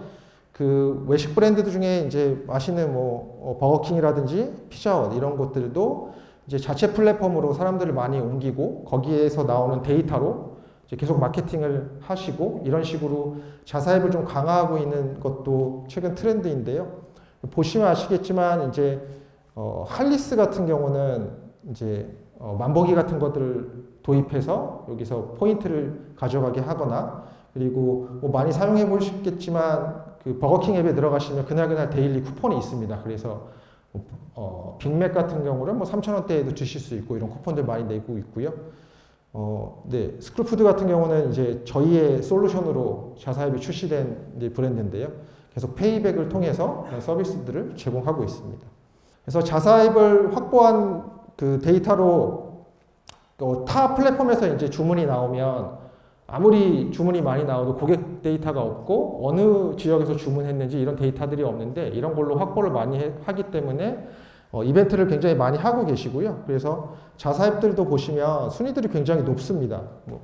뭐 저희 회사 홍보지만 프라닥도 저희 회사의 시스템으로 자사앱을 출시하셨는데 이제 순위도 굉장히 많이 높고 뭐 교촌치킨이나 BHC 이런 것들도 계속적으로 자사앱에 힘을 쏟고 있습니다. 그리고 뭐 외식 프랜차이즈 하는 이제 척춘닭꼬치의 박 대표님도 잘 아시겠지만 결국은 외식 프랜차이즈나 외식 브랜드들은 예전에는 인테리어를 잘 하고 식자재를 잘 공급하고 이런 오프라인 비즈니스였다면 이제는 이제 IT가 꼭 접목이 돼야 되는 비즈니스로 바뀌었거든요. 그래서 각각의 배달 플랫폼마다 거래액이 얼마나 나오는지가 한꺼번에 통합되는 서비스들로 이런 데이터들을 제공하는 것도 있고요. 오른쪽 같은 경우는 이제 프랜차이즈에서 각각의 배달 앱들 중에 어느 동에서 가장 많이 주문이 나오는지 이런 것들도 한눈에 보실 수 있게 됩니다. 그래서 뭐 대표님 입장에서 이걸 지도를 펴놨을 때 이 지역에서 우리의 주문이 많이 나오는구나, 이 지역은 좀 비어있네, 이런 걸로 매장 추가로 출점을 하거나 이런 것에 의사결정을 하시는 케이스도 많고요. 그래서 이런 통합적인 데이터들이 점점 외식에서는 중요해지고 있습니다.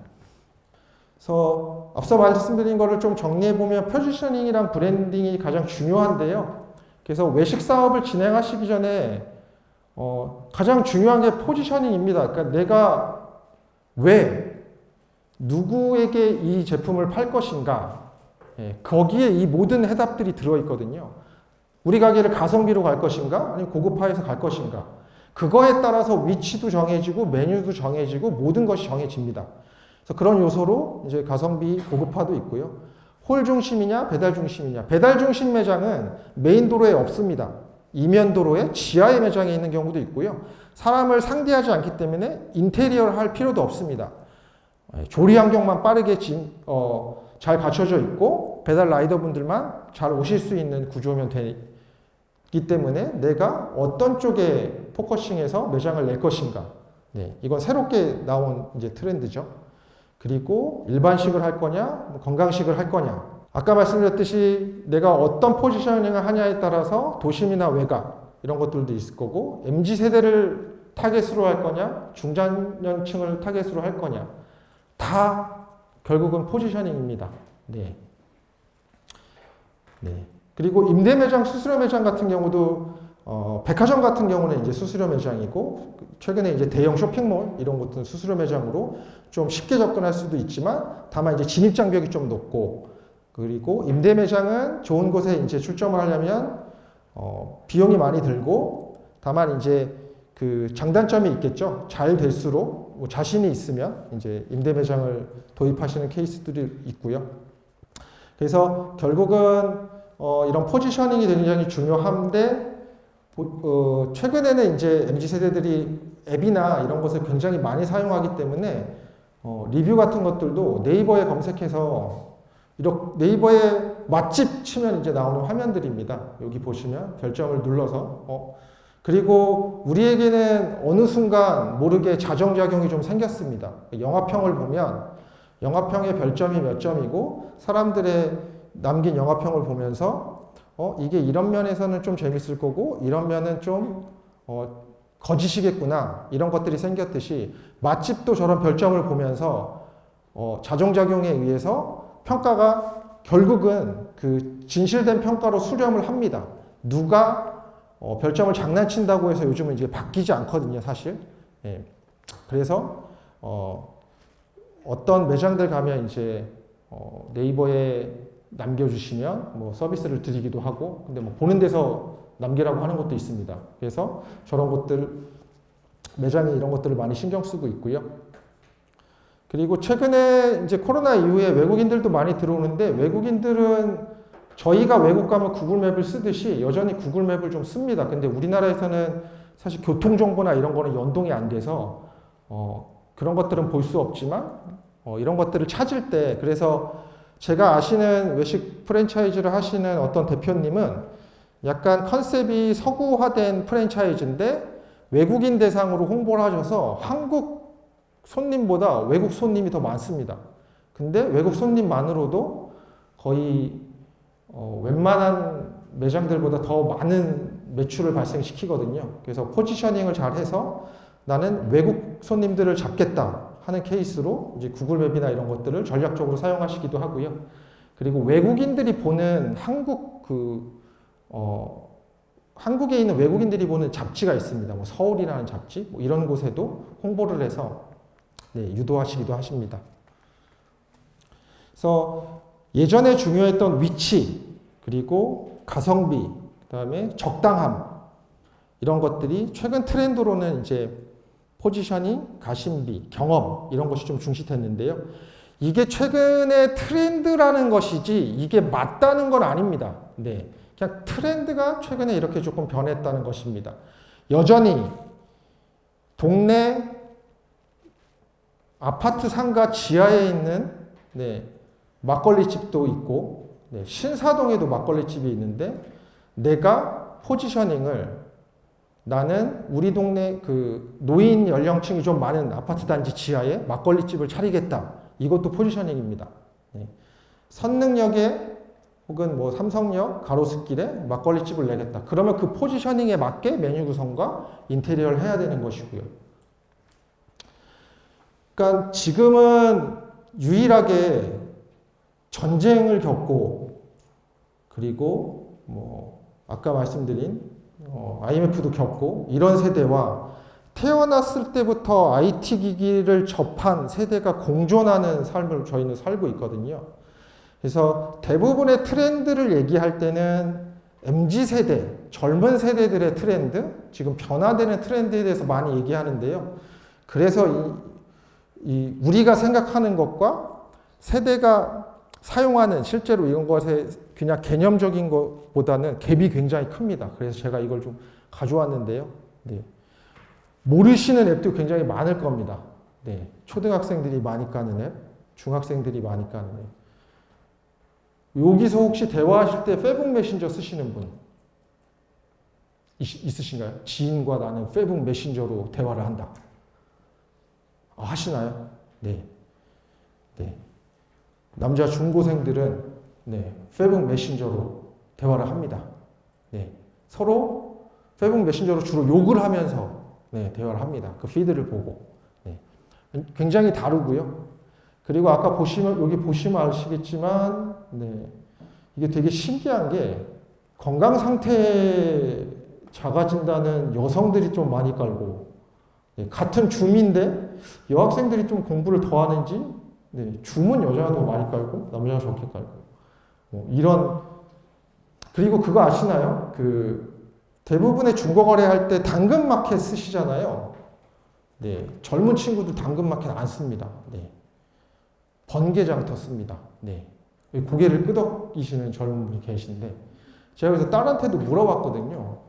번개에서 맨날 뭔가를 팔더라고요. 그 아이돌 포토카드 같은 걸 파는데 너는 왜 당근을 안 쓰고 번개장터를 쓰니? 라고 물어봤더니 당근은 누군가를 만나야 되고 모르는 사람을 만나서 그 사람이 만났을 때 뭘 깎아달라고 그러고 그런 만남 자체를 본인은 하기 싫어하는 겁니다. 그래서 번개장터는 쿨거래. 나 얼마? 쿨. 젊은 세대들은 그렇게 행동하고 이런 것들이 이제 외식에도 그렇게 반영돼서 자동화된 서비스들이 사용이 되는 거고 트렌드들도 굳이 찾아가서 먹고 그래서 나는 어떤 고객을 집중해서 공략할 것인가를 잘 세우시면 아까 말씀드렸듯이 제 아는 안과 의사분 중에 그 경기권에만 이제 병원을 내세요. 그것도 노인 연령이 많은. 왜냐? 거기에 가장 환자가 많기 때문에. 근데 강남에 안과를 만든다는 거는 젊은 분들이 라식 수술을 하거나 어떤 그런 것들로 인해서 이제 강남에 있는 건데 임대료는 굉장히 비싸고 다만 소문이 잘 나서 광고 작업들을 많이 해서 그런 쪽으로 수술이 많이 들어오면 그런 쪽으로 수익을 버는 거. 하지만 이 친구는 포지셔닝 자체를 아예 나는 외곽 쪽에 나이 드신 분을 대상으로 포지셔닝 하겠다. 이렇게 해서 오픈하신 거잖아요. 그래서 외식 브랜드도 박 대표님이 지난번에 말씀하셨을 때 저는 포지셔닝을 굉장히 잘했다고 생각하거든요. 닭꼬치를 다 좋아하지만 브랜딩되고 체인화된 곳이 없었다. 그래서 나는 닭꼬치 프랜차이즈를 이제 오픈하셨고, 그래서 포지셔닝을 잘해서 나는 어떤 고객에 공략하는가가 가장 중요하고 이런 트렌드에 맞춰서 잘 접목해서 외식 사업이 만약에 여기서 관심 있으신 분들은 그렇게 집중하시면 좋을 것 같습니다. 네, 감사합니다. 네. 수고하셨습니다. 네. 자, 이렇게 해서 이제 오늘 뭐 혹시 질문 없으시죠? 네, 있습니다. 이렇게 해서 이제 오늘 마무리를 해야 되는데 뭐 좀 유익하셨어요? 네. 저희가 뭐 이렇게 좀 자리를 마련을 했는데 많이 유익했을 거예요. 네. 본인이 했다고 그러는 거죠? 아니. 방금도 원래 STP 기법 경영학과에서 배우는데 그거를 현실적으로 하니까 귀에 쏙쏙 들어오잖아요. 네, 그래서 감사해요. 그런 부분들이 좀 실무적으로 살아있는 그런 예들을 막 듣는 것들이 되게 도움이 많이 되고요. 그리고 꼭 F&B뿐만 아니라 그 사업들이 좀 비슷하잖아요. 그래서 그렇죠. 그런 인사이트들에서 좀 실무적인 경험들 많이 듣는 게 정말 도움이 많이 되는 것 같습니다. 저희가 그 앞으로도 조금 이런 자리를 계속해서 마련을 하려고 노력을 할게요. 네. 그러기 위해서는 구독자 수가 조금은 좀 올라가야 저희도 좀 면목이 쓰고 오늘도 훌륭하신 분들이지만 또 더 이제 훌륭하신 분들을 모실 수 있을 것 같으니까요. 여러분들 소문 좀 많이 내주시고요. 빨간 토끼 많이 소문 부탁드리겠습니다. 네, 그러면 이제 저희 뭐 좀 맞춰야 될 텐데 저희 마치는 건 그냥 박수 치면서 마치도록 하고요. 끝나고서 오전 김에 같이 기념 촬영, 사진 촬영을 좀 했으면 좋겠다. 그거 남기시면 좋잖아요. 그리고 네, 네, 같이 단체 사진 찍으시고 그리고 밖에서 저희가 기념품으로 수첩 나눠드렸는데 혹시 못 받으신 분들 있으면은 나가시면서 수첩 꼭 받아가시고 그리고 또 오늘 저희가 저녁 시간에 너무 여러분들 출출하게 만들고 한 것 같아서 우리 저 신바트 디저트 만드는 회사 신바트 이은성 대표님이 빵을 좀 준비하셨어요. 그래서 나가시면서 그 제품 하나씩 나눠드리도록 하겠습니다. 이은성 대표님 감사해요. 네, 고맙습니다. 네. 자, 그럼 오늘 이것으로 이것으로 마치도록 하겠습니다. 감사합니다.